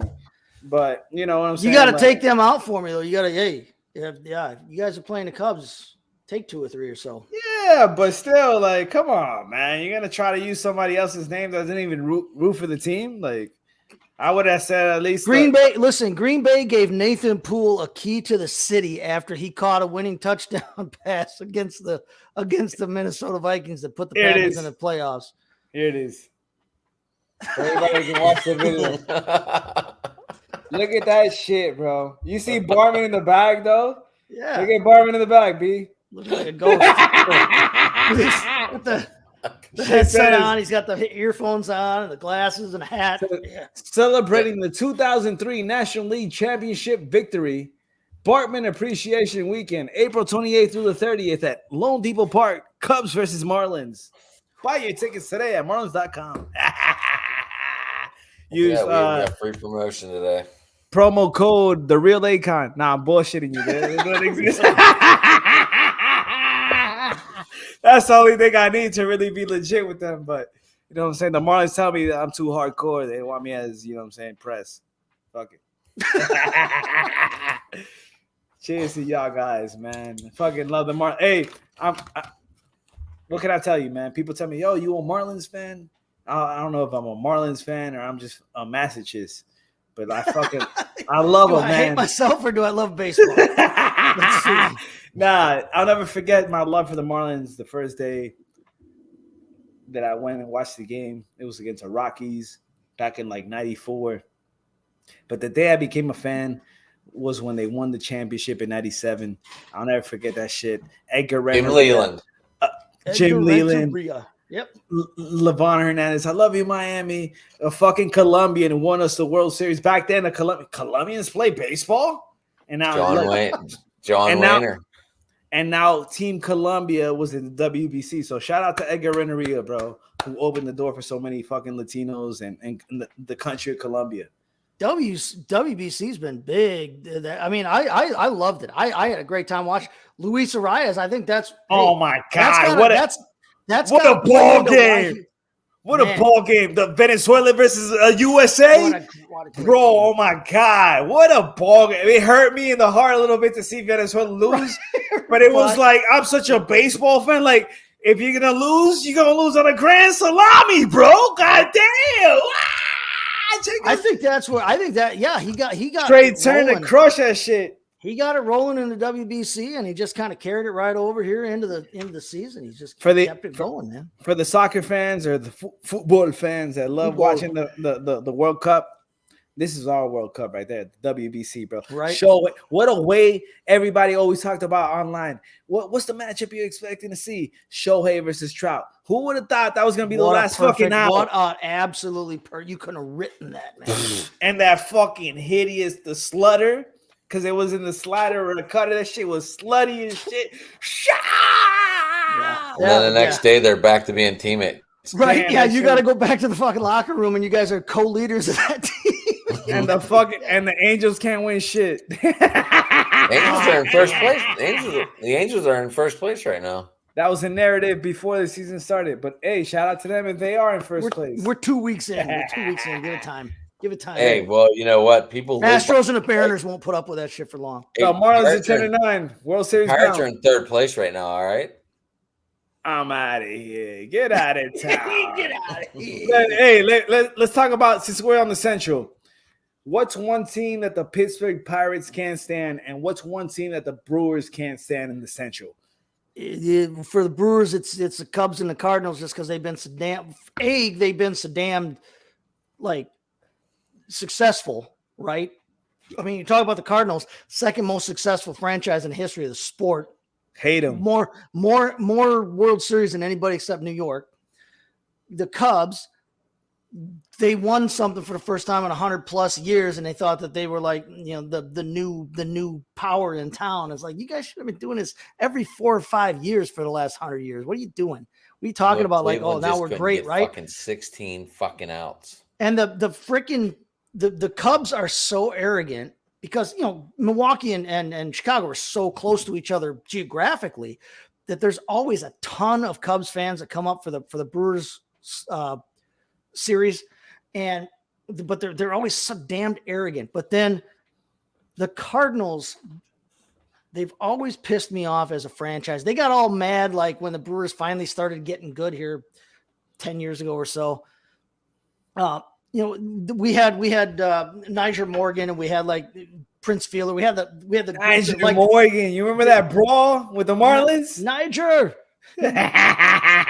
Tony Plush. That was his alter ego, Tony Plush. But they started like when they would win. When they would win, they would untuck their jerseys after the game and celebrate. It was like, oh, because the work is done, right? And that was something that Mike Cameron had brought to the team. The one like actual veteran on the team. But Mike Cameron was like, yeah, my dad, when he would come home from work when I was young, he would untuck his shirt when he got home. He's like, nope, work's done. Right. And so then when the job got done, they would untuck their jerseys. Freaking Cardinals had a big problem with that. Like, they were disrespecting the game and all these unwritten bullshit rules of decorum. Like, who made you people the keepers of the sport? Just go play the game. And if you lose, you lose. Deal with it, man. Like, don't be happy because you won the freaking game, anybody, right? It's got to be a job. Get a freaking cubicle if that's how you feel about things. Yo, Chase, let me tell you some real shit. How you talk about the Cardinals and the Cubs, that's how I feel about the Mets and the Braves. Braves especially. The Braves are like the Cardinals in my division, right? And the Mets are the Cubs in my division. There's a little bit of Braves animosity still in Milwaukee too, because they came from Milwaukee, and so it's always been like this. I can understand it. But like, these fucking Braves think that they're Cardinals because, oh, we got so many divisions in a row. Who the fuck cares? How many chips you got? You lost the freaking World Series every. And then the arrogant ass motherfucking Mets fans that they go everywhere and anywhere, and they think, oh, we're the shit. You haven't won shit since what? 84? 86. That's what it was. My second favorite player, Gary Carter, was the catcher on that team. So yeah, but yeah. Hey, Gary Carter was a hell of a catcher. Gary Carter. I was a huge Mets fan in the 80s, dude. Yeah. Huge. All because of RBI baseball. Yeah. Hey, so yeah. Hey, he's got a good question. Who do the Pirates hate? Well, back Anybody in the early anymore? 2000s, the Lloyd McClennan and the Tony La Russa, that was probably the greatest thing to watch ever. Yeah. I worked there. They Oh, no wouldn't even kidding. meet at home plate and exchange cards anymore. They sent out the the assistant coaches, It's batting the coaches. damn Cardinals. They're just so damned arrogant, and they're They good. would- They're good.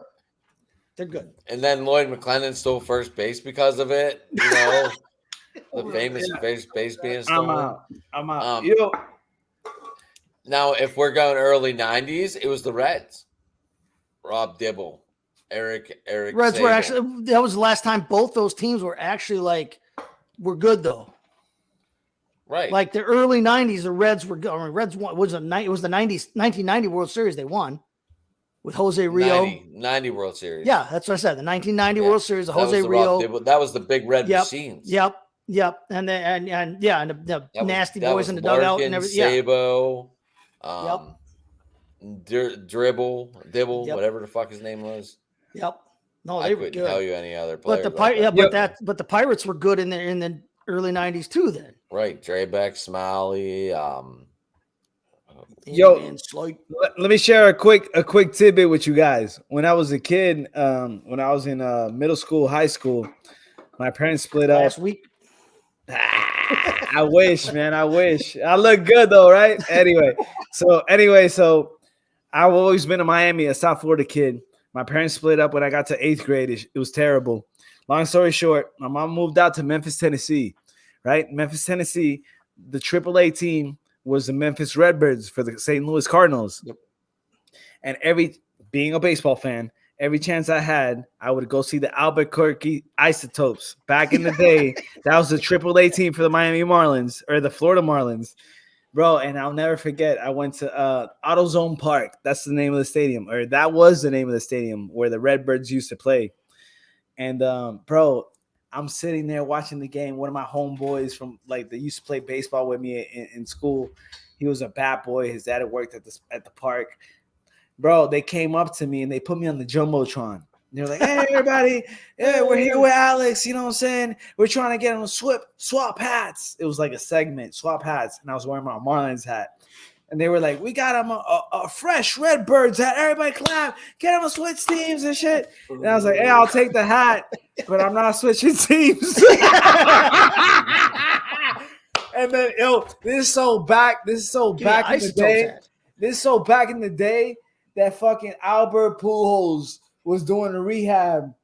Oh, yeah. With the AAA Redbirds, bro. Yo, it was so crazy. I was like, I still can't believe I said that shit. They gave me the Redbirds hat, but I was like, I'm not sure. Go Marlins. Let's go Isotopes. Albuquerque. I never been to Albuquerque, but that shit was so funny. One of the great moments I'll never forget. Shout out to Memphis.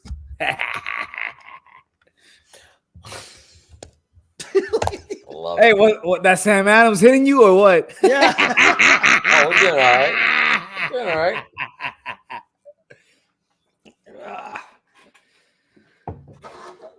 I don't feel like I'm drinking alone because you guys are drinking with me. Well, right. Yeah. I mean, yeah. I ran out of tequila. Drinking at home. I ran out of tequila. Chase, hook me up, baby. Yeah. Well, yeah. Well, you didn't want any Patron though. You wanted the. No. Is it reposado? Is it the gold tequila? No, it's the silver. It's the agave. It's the silver Patron. Nah, that's just gonna give me a hangover. I'm good. This is a heavy. This is like a kettlebell. This is better than a kettlebell. This will get you in shape. This shit look like a cowbell, really. Lifting that thing around, that will raise games.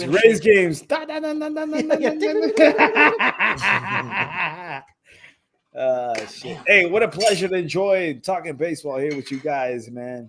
Hell Beautiful yeah. moment here. Shout out to Always a Driving to pleasure the talking Top baseball. Productions. I love talking. I could talk baseball whenever. Right. 6 hours later.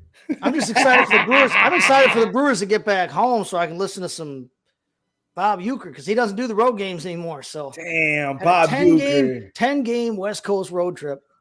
Had to listen to some mishmash, the rest of Yo, I'm so glad you pulled out that jersey. Let's talk about it. let's talk about this. Let's talk about it because this shit really grinds my gears. I'm so still pissed about this fucking shit that you guys are the Guardians. You use Tom Hanks to sugarcoat it, and that we're the Guardians. Get the fuck out of town, bro. Look, Major here's the League Baseball. Are you ready for the more fucked up thing? They named the Indians after the first Indian player they had on the team. Was that true? I had no idea. I had no idea where that came from. Yeah, that's what they did. They named the Indians after the first Indian they had on the team. I don't know if people. I get why there's a giant backlash, like from some fans against it, and I get why some people said they needed to make the change. I see both sides of the argument. Maybe they. I've seen and I've read all the thing about why they went with Guardians and how it connects with the city and how it connects with the bridge and everything like that. Four bridges and all this other shit. But I think part of the problem with it is sugarcoating the bullshit. Literally, the word. Yeah, exactly. The word Guardians is very close to the word Indian. Right. I think if they'd gone with something that was, exactly. If they'd gone with something that was completely different, and that's they could have been the Cleveland Cavaliers if they wanted to. The shit we would have voted for them. Go with the Spiders, they did very minimal change. They said, "Oh, we care about the fan base. Oh, we want to offend nobody." That's bullshit. Look at the letters, Guardians. I think if they'd gone with something much different, like. There was a lot of uproar that, like in Washington, when they changed the name of the Redskins to the Commanders. Stupid as shit. Yo, this world has become soft. Unfollow me if you don't like me. If they had gone with like red, because they talked about going with like Red Wings and red whatever else's, and I was like, Red Wings sounds like let them be the Redskins, bro. What's wrong with being the Redskins? If the FSU Seminoles. If you're going to change the name, you got to go far away. You got to go far away from it. You can't go. All they want is guap. Give them the guap. FSU, the Florida State Seminoles. Oh, they get paid their guap. No, when they come to town, I say Atlanta Braves. And when they come to town, I yell, "Are they going to win? No. Fuck the Braves." There you go. But that's the truth, though. I grew up a U fan. I think it's bullshit how nowadays, like, no disrespect to I'm a millennial. I don't know what the fuck is behind me, but like, stop being so soft, bro. You can't say nothing now. Everybody saw. They're soft as shit. Baby shit. They grew up on Family Guy and they're fucking soft. Explain this to me. It makes no fucking sense. The show that always takes every joke way too far and dwells on it way too long. And that's part of the charm of it. It really just kills me how we got rid of the Cleveland Indians that have so much history in baseball to be some fucking Guardians, and like the movie Major League that everybody fucking loves. Come on, bro. Major League Baseball. Hey, Major League, we gotta fucking remake that shit. I'll remake it as the Marlins. Filmed in County Stadium in Milwaukee, not in Cleveland. Bro, I swear to God, on everything I love, Chase, every time the Marlins play the fucking Brewers, I hop in. And I love the Marlins baseball. In the radio broadcast, I jump into the Brewers just to listen to Bob. Love Bob Uecker. Bro, Bob talking about the Marlins like a fucking orgy for me. It's crazy. It really is, because like, yo, if you're a baseball fan, you gotta appreciate that shit. I'm so happy. I'm so happy that here and I'm not trying to be morbid or anything, but here towards the end of his career, I'm so glad that they're successful, that the team is having success. They've made the playoffs. They're perennial contenders right now. It's been so nice for him, because we went for a long stretch between 1982 and 10, 15 years ago. We went through a long damn stretch of being absolutely irrelevant. And there were a lot of games we were losing and had no hope of winning. And the only thing that could get you through those games was Bob Uecker telling you stories about some random ass tiny little podunk minor league town in South Dakota where he had played one time and a guy skinned a jackrabbit in the freaking dugout or something. Yeah, like something. He has the most random ass stories from 60 years ago. That's the only thing that could get you through some of those games. He's like 100,000% what you're saying, Chase. But unfortunately, like the world is evolving. Like we've had narrators here in Marlins baseball where they talk about shit that happens in other cities and little towns and shit. Yep. And now the broadcasters complain about we're not talking about enough baseball. What the fuck is that about, bro? It's always been about a connection between the announcer, the broadcaster, and the audience. Like, if you do it right, you can bring the baseball into the story and vice versa. And when you've been around it long enough, as long as some of these guys like Euchre has, your stories are about baseball.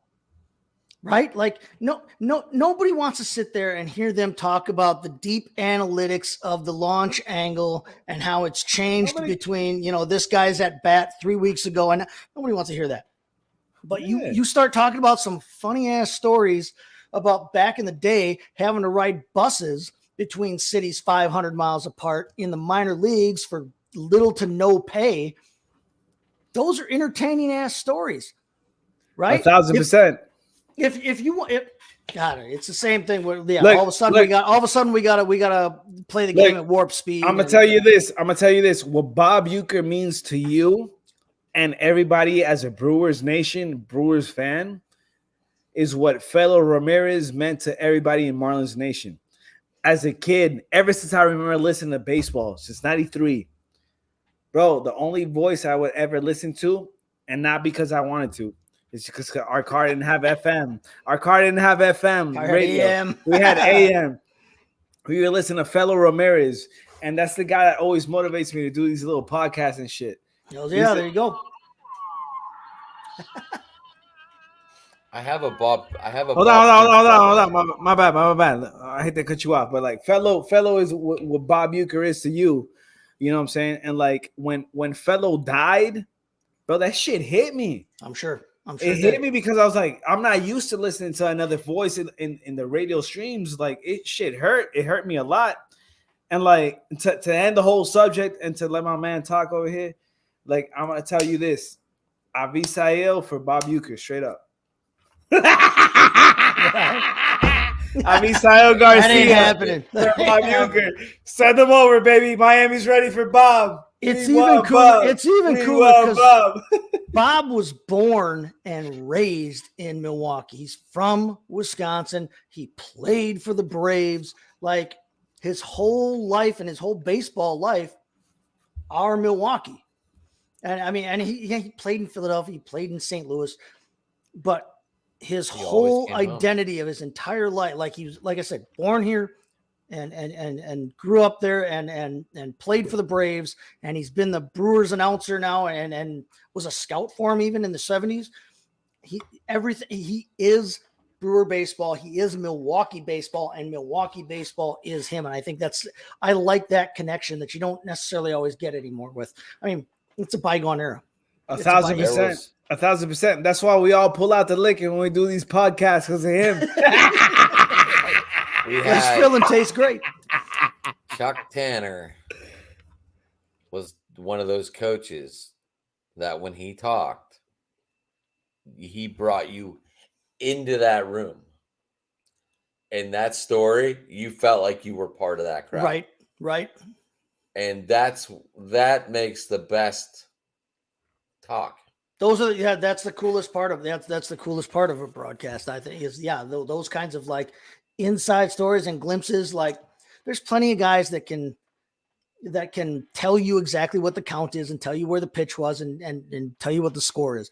There's a very select few guys, girls, whoever, who can actually paint the picture of being there and then color it with their experiences in the game and make you feel like you're you're sitting down with a buddy and like you're immersed in it, you know? And that's part of that's part of the thing that I love about listening to Euchre that I don't necessarily get with certain other, other teams announcers or national announcers, you know.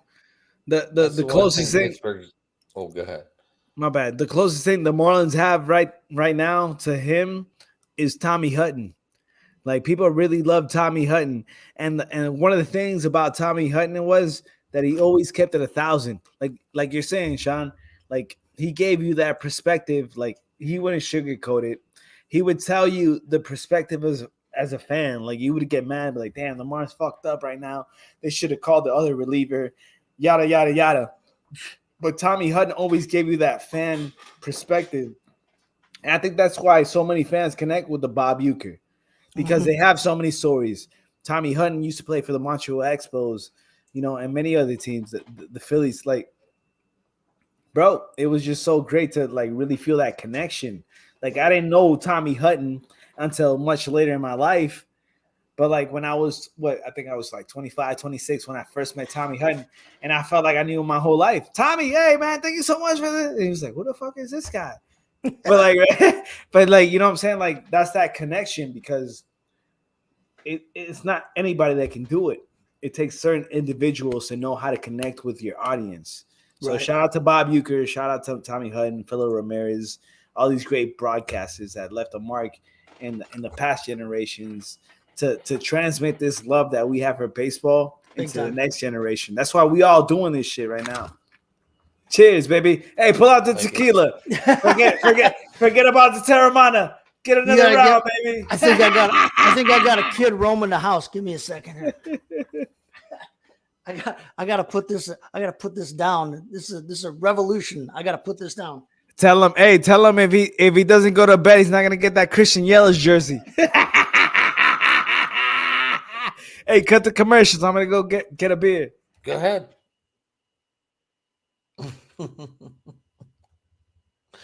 Oh, entertainment tonight, kids. Entertainment. I love it. Yeah, so we got Chase making sure the kids ain't roaming the house, being the father. Got Alex going to get another beer. We're all right for now. That's the way we roll sometimes. We don't do commercials on podcasts.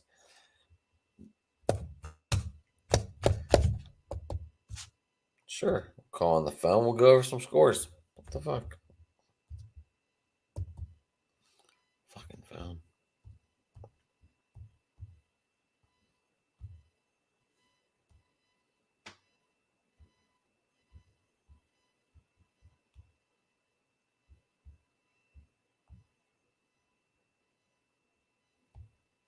MLB scoreboard. Well, the Rays stolen. They won 8-0 today. Guardians beat the Tigers 3-2.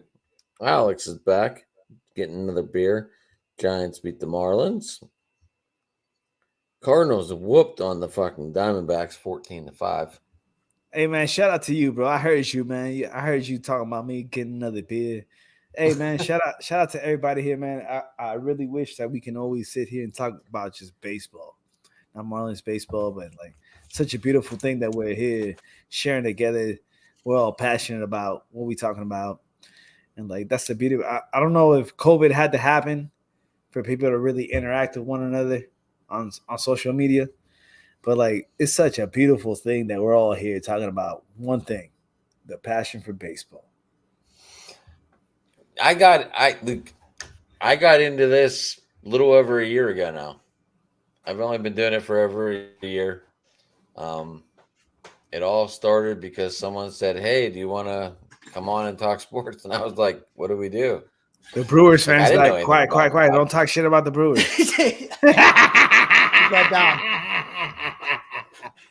Nah, I appreciate you. My 5-year-old was wandering around, man. I got a 3-year-old, a 5-year-old, and a just turned 17-year-old. And the 5-year-old's wandering around. I can hear his little feet because I'm in the basement. I can hear him up in the. What are you doing? Getting beer, Dad. Yeah. You can sleep.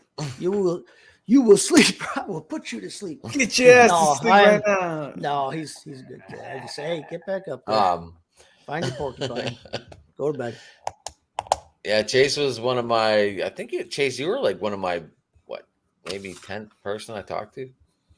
We've been on for a while. I haven't been doing this for too long, but you're one of the You're one of the first guest spots I made too, off the network. Because like I said, I write for Belly Up. I podcast for Belly Up Sports, Belly Up Fantasy Sports, and yeah, you were one of the first guest spots that I did too. I was like, hey, yeah, well, come on, talk a little bit of baseball with you, and then got to talk to Lanny. And I never forget that shit when he told.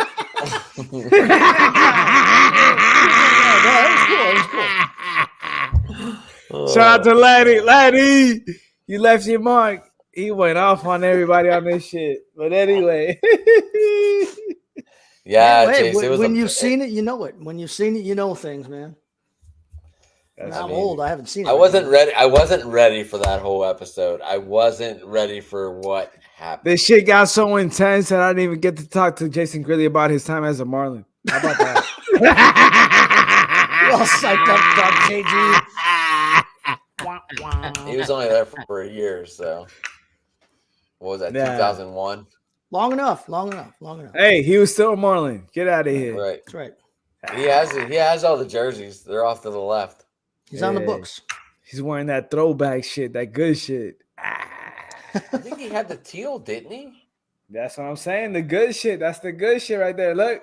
Hey. I liked it. I wouldn't wear it every day, but I did like it when, if it was like a one day like Friday. Nah. Let's cancel this whole shit. All right, cancel the video.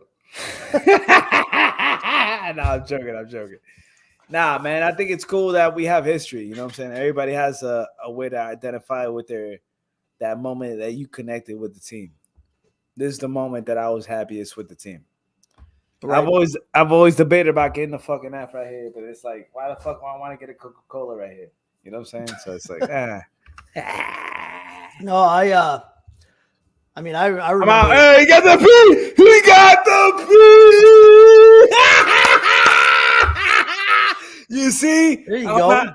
You see? We're just in different parts of the country, but we think alike. The cool thing about Pittsburgh is that Are you ready for this? I got the Steelers emblem in the middle of the P. Oh, no, for real? I got an Irish clover down below it in the P. Hey, yo. And I got it when they lost 120 games.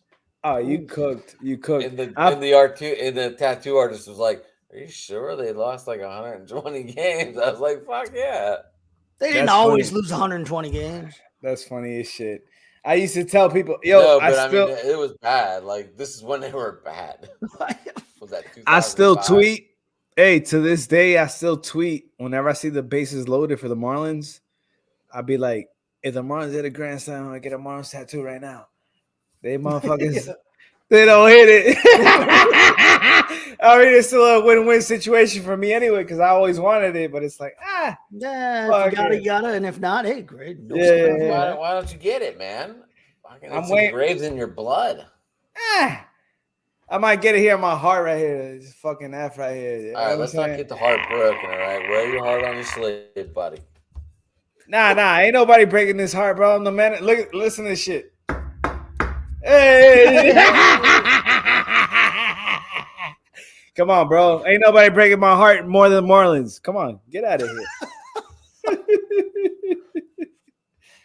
Oh, well. Let's go, Marlins. No. If we get rid of Avisael, we get a shortstop, we're legit. So you think they can keep this up till it's time to buy or sell? Oh, my God. After losing in Trevor Rogers yesterday, it's kind of hard. 28 teams out of 30 make the playoffs now or something like that. That was a rule too, isn't it? 15 or 14, some bullshit like that. Yeah, so either way, I mean, if they win, the last team that I remember really getting into the playoffs, like scraping the shit, was the Cardinals. I think they were like 82-80. If you guys win 8 more games, I think you're playoff eligible because everybody makes it now. So, do you think are they going to buy or are they going to sell? And if they buy, are they going to buy? Are they going to buy? It's too early. And if we buy, it's too early. It's 19 games. This is the time of year to get excited about that shit because everybody is still in contention. Look, if we're in Look, the 20 more Pirates are still games, in we're in it. contention, and we're talking 20 games in, baby. If in 20 games the Pirates fall downhill, I'm gonna call the Pirates and say, "Hey, what do you want for Byron Reynolds?" End of the month. Bag of Right? chips. End of May. End of May. By end of May, We want a bag of everything's out. barbecue Snyder chips that you guys do not have. Hey, we'll send you a Cuban sandwich. How about that? How about a Cuban cigar? Little poke. Fuck it, we'll send you a box. Send them through. Maduros. We'll get Castro to sign that shit. They'll talk about Maduro. They'll talk about Maduro. Dude, that man smoked over 100,000 cigars. Send that shit in. Send it in. And the fucking Pirates could have avoided all this, and all we had to do was sign Fidel Castro to our fucking roster. Go sign Ozzie Guillen. You guys He know loves that? Fucking the Pirates Ozzy. didn't sign him. him. Was that Like, was the whole- did they have a shot or like was he trying to make the team in the 50s or something or what? Yeah, the Pirates didn't sign him. He was going to be a pitcher. Yeah. So you guys are the reason that there's a communist freaking like stronghold 90 miles south of Miami. Yeah, you guys are fucking Fuck yeah. assholes. If you would have That sucks. signed them, there would have been no fucking communists. I could have been going to Cuba by now a long time ago. You're a dick. We had a bridge. I could have drove with my Cuba could have Charlie been over the- there. Didn't have Justin Trudeau either. In Puerto Rico, but closer. We could have gone. We could have had a nice place to go. I could have been in Cuba in 30 minutes in my Challenger, bro. You're an ass. I wasn't here for that shit. Don't blame me. Don't Fuck blame outta me here. for that shit. Look how many whites you got. Fuck out of here. Take that hat off. Look, I don't even have I have my Boston Scally hat on. I don't even have my pirate hat on. He's trying to pull off the AJ Burnett look. You see him? AJ Burnett. Hey, let's talk about AJ Burnett. AJ Hey, Burnett. You mean the Toronto Blue Jay? the the Florida Marlin, the Mr. No Hitter. I hate that I say Miami Marlin. It feels so terrible. Yeah. AJ Burnett brought Beast, so much. that knuckle curve, He gangster. brought so much fun to this team. I'll never forget the time he was. I remember the one game. Hurdle was ready to pull him, and he's like, "Sit your ass down. I got this." He pointed. Clint Hurdle. He pointed Oh to the my manager and God. said, "Sit your ass down." Clint Hurdle. I'll never forget the time that AJ Dude, Burnett, Burnett was was the warming shit. up. He was warming up for the Marlins, and fucking Billy the Marlin was fucking in the back of a Toyota Tacoma, and they were driving by doing like shooting shirts up into the bleachers. And fucking AJ was warming up, and I don't know how the fuck he did it, but he fucking blasted the baseball through the back seat and busted the window, bro. This shit was hilarious. Like, bro, if you're trying to hit the window, you wouldn't hit it. Cool one. But He yeah, was on the mound and just fucking bloop. And he was like, oh shit. And Billy was like, what the fuck? Billy the Marlin. Shout out to Oh, AJ. shit. AJ, thanks for listening, man. Just in case you're out there. We were talking about this today at work. The impossible, and I was like, "Yeah, like pitching and hitting a fucking bird." Oh, Randy Johnson shit. I remember Yeah. that. I didn't think this kid was old enough to know about that, but he's like, "I know." And he said Randy Johnson. I was like, Randy Hey, bro, That was how old some are you, fucking- bro? How You're the fuck old are photographer. you? What are you, 50? What are you, No, 50? "Well, this kid I work with was like 16. Oh, yeah, co-worker. My bad. I thought you were talking about me. The kid. Look at me. I know I shave, but damn.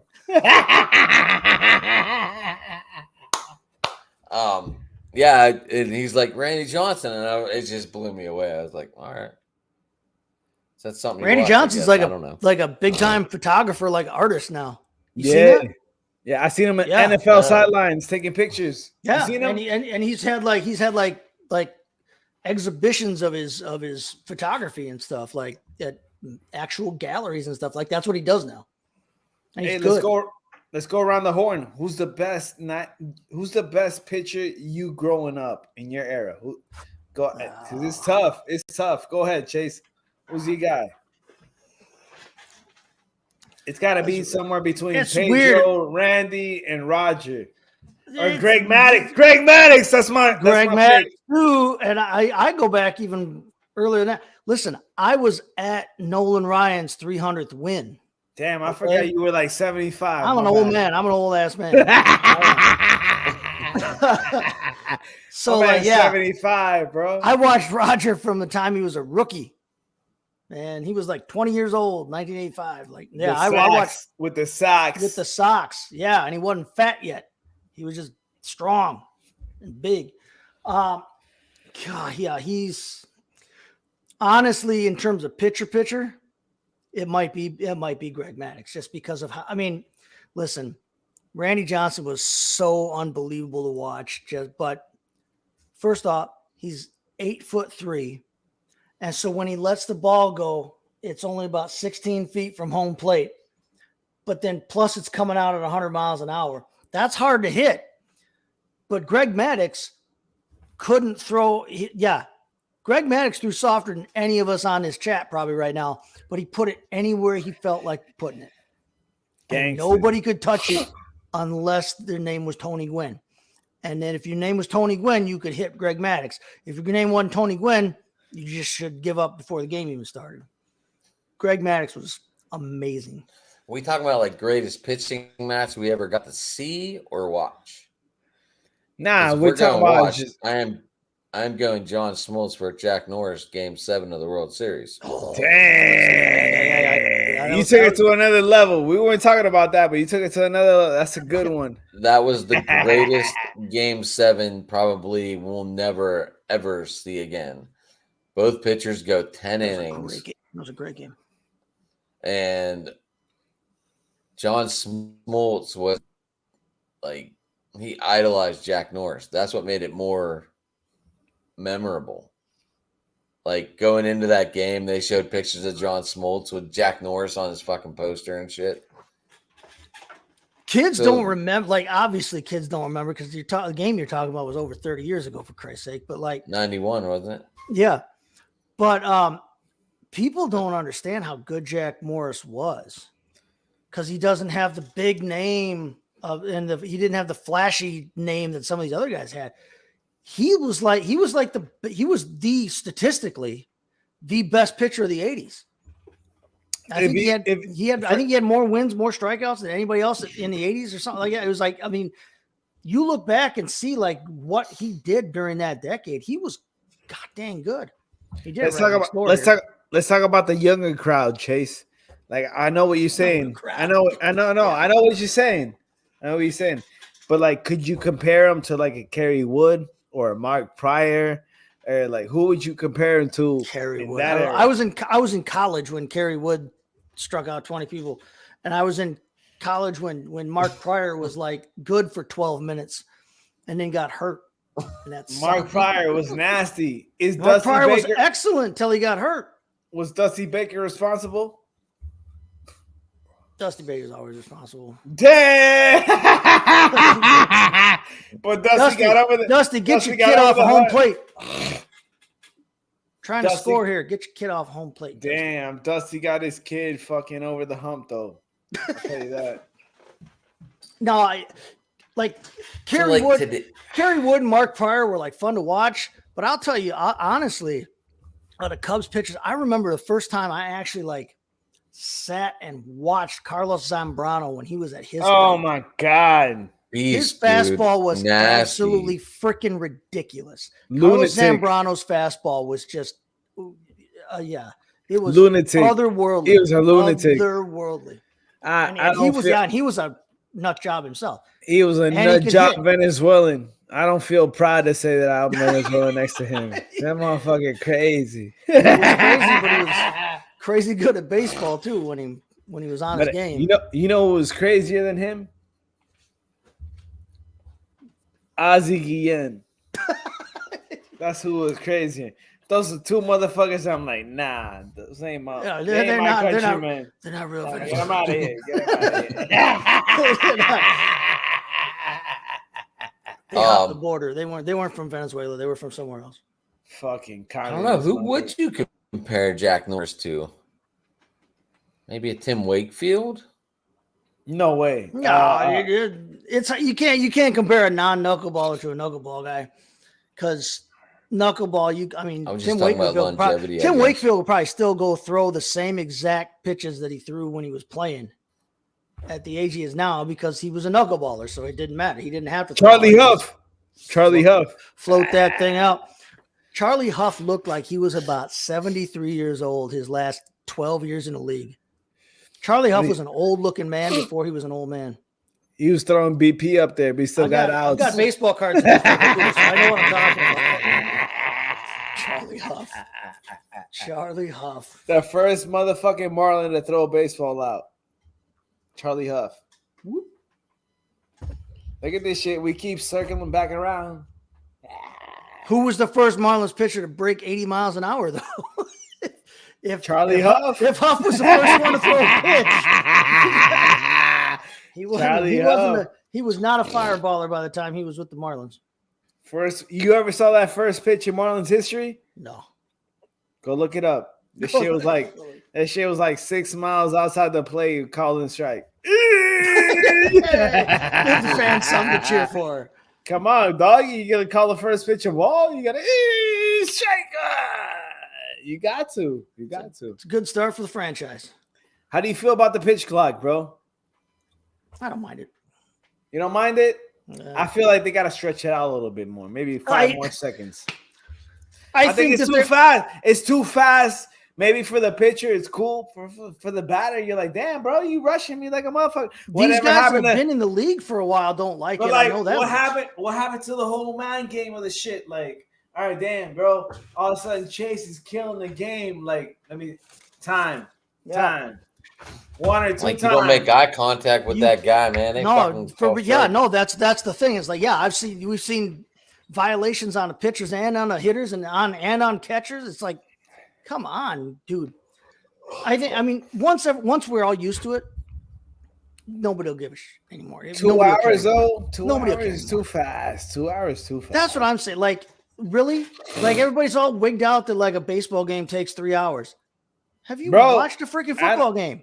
I used to enjoy a baseball game going 5, 6, 7 hours. NFL games are 3 hours. 15 innings in. I'm so happy as shit. Oh, I like you were just talking about free baseball. Game in 5 free hours baseball. We only made it to the 3rd inning.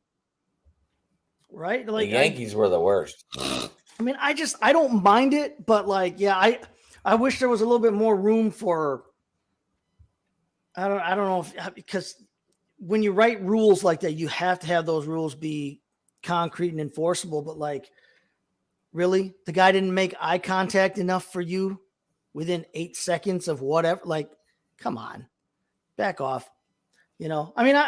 I'm fine with the idea that you can't get in a guy's head anymore by reaching out and tugging on your nuts 28 times in that bat. But like, I don't know. It doesn't bother me as much as I thought it would.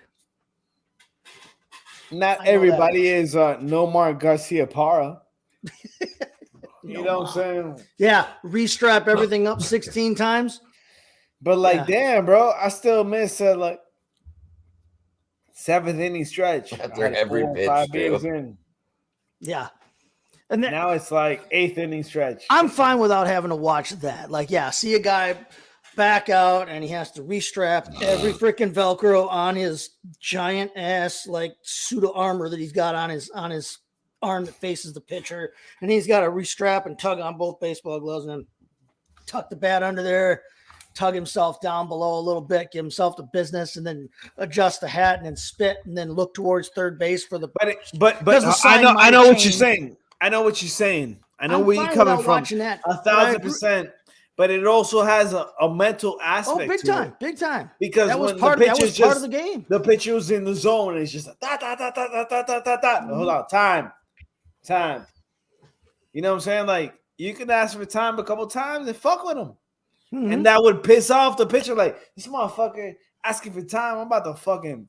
You know what I'm saying? Like, the mind games are less relevant now. And the mind games at the plate are less relevant, but it's like the mind games that a base runner can play are actually kind of enhanced. Yeah, Because but now it's kind of he wet. can't Two come after you. pickoffs. At a Two certain pickoffs. point, you can't come over there for the guy. If Yeah. you've gone over there too many times, he could take a lead 13, 14. He doesn't have to care how far he gets away from the base. And now, like, yeah, you got to throw a pitch. But so are you just going to throw? Taken away. I feel like it's taken away from the game, like the essence of the game. Like I know they're trying to. Are we going to see a 1-4-3 pickoff?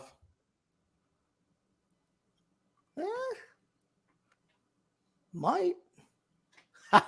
Yes. I'm going to go ahead and say yes because in baseball we see everything. Right. I mean, right. What? Yeah. I mean, you know, there was like that. There was like that article every year, like stuff that happened this year that had never happened before in our 160-year-old We always see shit game. that never happens. We never had an 8th inning stretch. Just like the Marlins. They never sold beer in the 8th inning before. Now it's all over the place. All over. Everybody's crunk. I don't mind seeing more stolen bases. I miss that. I miss like Vince Coleman and Ricky Henderson stealing 83 bases a year and 112 bases a year. I miss that. But when you're stealing from halfway down the second base, before the pitch is even thrown. Listen, that was my whole game when I played Little League. Juan Pierre. Because I was not a good hitter. So if I got on base, thank you for putting me on base. I will see you at third base in 2 pitches. Like that was my game. That was my whole game. That was all I could do because I was not a good hitter. My little brother, much better hitter than I am. And it pains me to say that, but it's friggin' truth. What am I going to say? No disrespect, Chase, but I see your 5'5" ass stepping into the plate. He ain't doing shit. I was always like, I would stand up as close as I could to the plate because I'm so little. Hit him with the 2-seamer. 2-seamer. Yeah, please fuck him up. Please do. Hit me right here where I don't care. He swung. That's a strike. Hit me where I don't care, and then I'll see you on third base in 2 pitches. Nah, hell no. Nope, that was how I operated. But no. That was my whole game. So if I didn't get on base, if you didn't hit me, I was too impatient to let you walk me.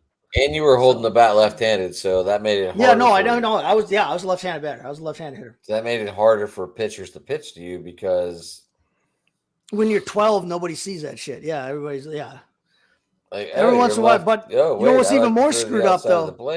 The more screwed up thing is being a 12-year-old left-handed hitting kid in a small town, and then like the one friend you got that's left-handed is a pitcher for like a different team. And so now all of a sudden as a lefty, I've never had to look at a left-handed pitcher before. And all of a sudden here comes my buddy Sean. I'm like, damn, he's left-handed. That's right. This looks way different. What do I do? And he still hits. That's why I played football in college. Because I was not any good at baseball. Would you play in football, bro? No, I did. No, I was. I played Division III, but I played football in college. I was a running back for 2 years, and then I was a cornerback for my junior and senior year. Damn, I want to make fun of you, man, but I don't have the heart to. I was small, but I was fast. He was a running back for a Pee-wee league. It's the beers talking. My bad. I know how small I am. I know how short I am. Damn, bro, so this guy. Everybody else. He's got the biggest forearms I've seen since Dan Ugla. Dan Ugla. That's a name I haven't heard in a long time. Yeah, motherfucking. There you go. Talk to me, bro. Wrap it up. That's why I have 3 All right, kids. boys. Yeah. Hey, now, all right. Because I'm gonna have to jet with my family here in a minute. He's got to hurry up, man, before the older kid sneaks out. So watch him. No, that will not. My 17-year-old has his driver's license and doesn't even want to drive. He doesn't want to. I'm like, okay. It's all bullshit. No. Move him to Miami. He's gonna be moving. All right. So hey. What's Pittsburgh's record right now? What are they? My 4-20. Yeah. 4-20. Well, that's 4-20. Actually, that's right now. That's ain't it? tomorrow. It's, It is. it's 40 minutes 2 ago o'clock my in the time, morning. but now we're on 40 minutes time. We are. I think we're the same as the Marlins, 10-9. Oh, you trying to talk shit? Look at him. That's how No, you I gonna close the just you pod. asked me my record. I believe Nah, we're just 10-9. I'll look it up. Nah, I'm just talking shit. I'm fucking with you. Yeah, we're 10-9 too. Go ahead. All right. No, I'm wondering, like, because that's the thing is like, okay, Pittsburgh's 12-7. Pittsburgh's even better right now. What the heck? They don't know what they're doing right now. I'm sorry. The When's the last Guardians time are 10-9. When's the last time Pittsburgh was 5 games over 500? They had Barry Bonds on deck. Well, Jim no, because we Leland went to was the the manager. playoffs in Bobby Bonilla. 2013. And Bobby Cueto Bo. dropped- Bobby Bo and Remember Andy Van Cueto Slyke. dropped the ball? I'm out. 12-7. Pittsburgh's 12-7. You could not have told me that. And they scored 99 runs. They got the most runs scored. Cubs. They got the most runs scored in the whole National League. It's How like the hell did that tied with the Cubs. the Major League Cubs. movie. It's like the Major League movie when the Yeah. guys, the construction guys, are like, "Who the hell are these guys?" Yeah. Texas has the Rangers have 112 runs. Yeah, but that's Texas. And they don't got DeGrom. And they don't have Corey Seager. Damn, they're sick. They're pissed as shit. Imagine you spent money on Seager and DeGrom. They both hurt. And they You got sick. nothing. Yeah, they got nothing to show for it right yet. But I mean, got- hey, They're And the winning. team with the lowest budget has 133 runs. God damn, yeah, they've That been team's to the so left good. They've of been you so up good. state. They've been so darn good. But no, okay. So which one of these 3 teams? Don't we get me think wrong, keeps- I mean, 99 runs is great. how Don't get long me do you wrong. give how long do you give Pittsburgh in contention before they come back to earth, or is Pittsburgh this year's Baltimore? Nah, 2 weeks. Pittsburgh's done. I predicted them to be 80 and 82. No way. That would be a wildly successful season for them. How much you I want to said bet? this I'm not joking. I I'm said not this joking. before the season started. Me neither. How much you want to bet? I'll bet I you. said 80 I'll bet. and 82. That's what I I'll bet you a 6-pack. How about that? If they finished with 80 wins, that would be a wildly successful season. 67 And wins for everyone the looked at me Pirates. and you went, what? And I said, they're going to get 80 wins this year. 61. That was with Cruz. That's why, yeah. Now you don't have him till at least 61. August, hopefully. They say possibly August. No. 61 wins for the Pirates. It keeps going down. 67. Same old, There same was old. 63 Hey, wins. everybody, write this shit down. 61 wins. They're going to Let's have go. to give back 6 wins they got already. Let's go. 6 and 156. Chase killed me. You killed me, Chase. It just keeps getting lower. I like that you kept getting it lower. The number kept getting Tell me lower, this ain't- lower, kept dropping. St. Louis has 8 wins. St. Louis blows, and that's good. You know what the problem is in St. Louis? They don't have any pitching. They're terrible. And, Yeah, and I they're love it. trash. And I love it. And I hope it continues. Then In there's perpetuity. the stupid fucking Cubs. Yeah, the Cubs will cub. Cubs going to cub. Mets will Just gotta Met. go to I love Same shit. this. It's the I'm same a shit we Swansby- talking about. I'm a Dansby Swanson. Swansby fan, so like it's really Fuck hard that. for me. What a waste of money. What?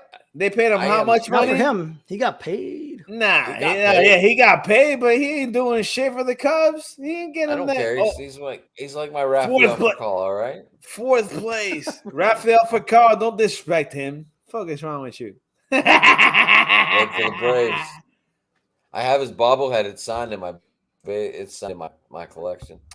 Hey, are the Braves gonna win today? No, no, no. I got a neighbor who's a big Cubs fan, and he puts the damn flag out every time they win. I went and bought an L flag just so I got. Yeah. You And I'm just waiting for the like proper time because he puts that thing out so damn early. You're I'm like, yeah. fucking. Hey, you're the realest motherfucker. I want to run 2 doors down He got before the L sun even flag. comes up. You're And I the. wanna You got an L flag. You're a real Replace that motherfucker. thing. Hey Chicago, what do you say? Take that. You mean he puts it up on the pole? Yeah, he's got like one of those, sticking off your porch type deals. Like all right. I thought you meant like he had the like. No, he shit. runs it up the flagpole. No, that'd be even cooler actually, because then I definitely would freaking That would run be that funny thing up as there. hell. But no, so I went and bought an L flag, same damn thing. So I'm gonna run over there. I want to do like some big Brewer win. I'm trying to wait for some big Brewer win over the freaking Cubs. Like, it'd be so awesome if it came down to like a series in September or some shit, and like, I got your Brewers win right here. Christian Yelich for Avisail Garcia. How about that? No, I don't need any of that anymore. I'm done. Avisail is a great name. What do y'all call him in Milwaukee? The mini Mickey. It's disrespectful as fuck for them to say that shit out here in Miami. Don't you ever disrespect Miguel Cabrera. He's on his farewell tour, isn't he? This year. Damn, bro. Don't make me feel like a dinosaur, man. My favorite player ever. Hey, listen. That's my favorite player ever. That's the only time the Marlins will ever poke my heart. I just told you my second favorite player of all time is dead. Okay. Listen, most of my I used to collect baseball cards.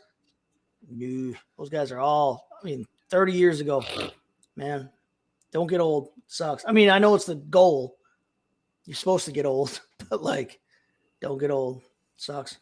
You look honestly, you look like one of those members from the Red Sox. Fucking one of the idiots, like a Kevin Millar guy. I got a Kevin Millar bobblehead on deck. I got you, dog. Kevin Millar got me free tickets to a couple games. You see how this shit all goes full circle? You're right. Let's go, Marlins. Kevin Millar. Hells yeah. He's a good dude. I got to meet him. So that's cool. Hey, close this shit out, man. 2 hours. Park, I got to meet Robin Yount too. I told you that. Yeah. No, I got my picture taken with him. I met him a couple times. Brewers used to do it. They called it Black's Photography Day. But I met him and I didn't know who the fuck he was. You were like, who's this asshole? No, he was getting mugged by all these fans. And I go, dude, you need to get in this stadium. And he's like, yes. And I just opened the gate for him and I walked him in and he showed me his credentials. And I'm like, you're Robin Yount. Oh, that's cool. Yeah. I had no clue.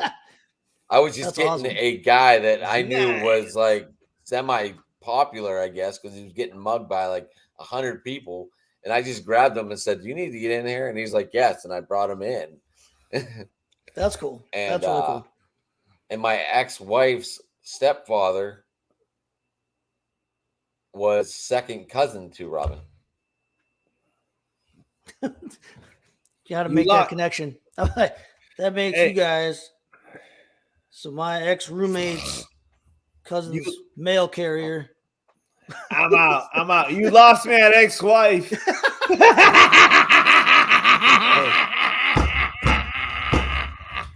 I'm not even getting into this conversation. No, fuck that. We don't got another hour. Cheers to my guys. Let's go, Marlins. Well, boys, how do they get a hold of you? Yeah, you can find me right there. It says at STT Chase FFB. I'll have some articles coming out this week on fantasy football. I'm previewing the draft because the draft is coming up for the NFL next week. So you can find me over there at bellyupfantasysports.com. Trading up the 9 to get Carter? No, I do not. I might want to keep your eye on that one. Yeah. Y'all make sure y'all follow my boy at STT Chase FFB. Follow my boy at Sports Talk INGIT. And follow your boy, the real Akon, TheRealAcon, to talk to motherfucking baseball, baby. Thanks for joining us out here. Driving to the top productions. We turned up. We having a good time. We have some brews. We have some tequila. Pull out the reposado, baby. Chase, pull out the reposado. We Yeah, here to talk well, about- we're gonna have to take a rain check because it's last call around here. I'm gonna have to get going and see the family upstairs, make sure everybody's still in bed. But it's great to meet you, Alex. Good to see you again, Ed. Have me around again, man. I'll talk Brewers, especially if they keep winning. Then I got to come back on. We'll talk after here too. Hey, Avisael for Bob Euchre last time. I'll run it by the office. I'll run it by up top, see what they say. Let me know. We'll accept it tomorrow. Cheers. I love getting to meet Bob Euchre. That was fun. Yeah, well, of course, that's a bucket list highlight for anybody, man. Yeah, at PNC Park, they told me that something spilled down in the dugout, and they're like, "You got to go clean it up." And it was all just to let me go down there. And it was all just I'd get down there. But they're like, "Did you clean it up?" And I was tough. like, "You guys let me go meet Bob Euchre. That was badass." That's a rough life. I don't even remember what I said to him. He was a legend. That's all I know. Just a bit outside. Shot the corner and missed. All right, we'll see you later, gentlemen. No, boys. The best part for Bob. Thank you for coming on. We're definitely going to do this again, and let's do it. Let's go for it. The best part is Bob Euchre saying, "Marlins win."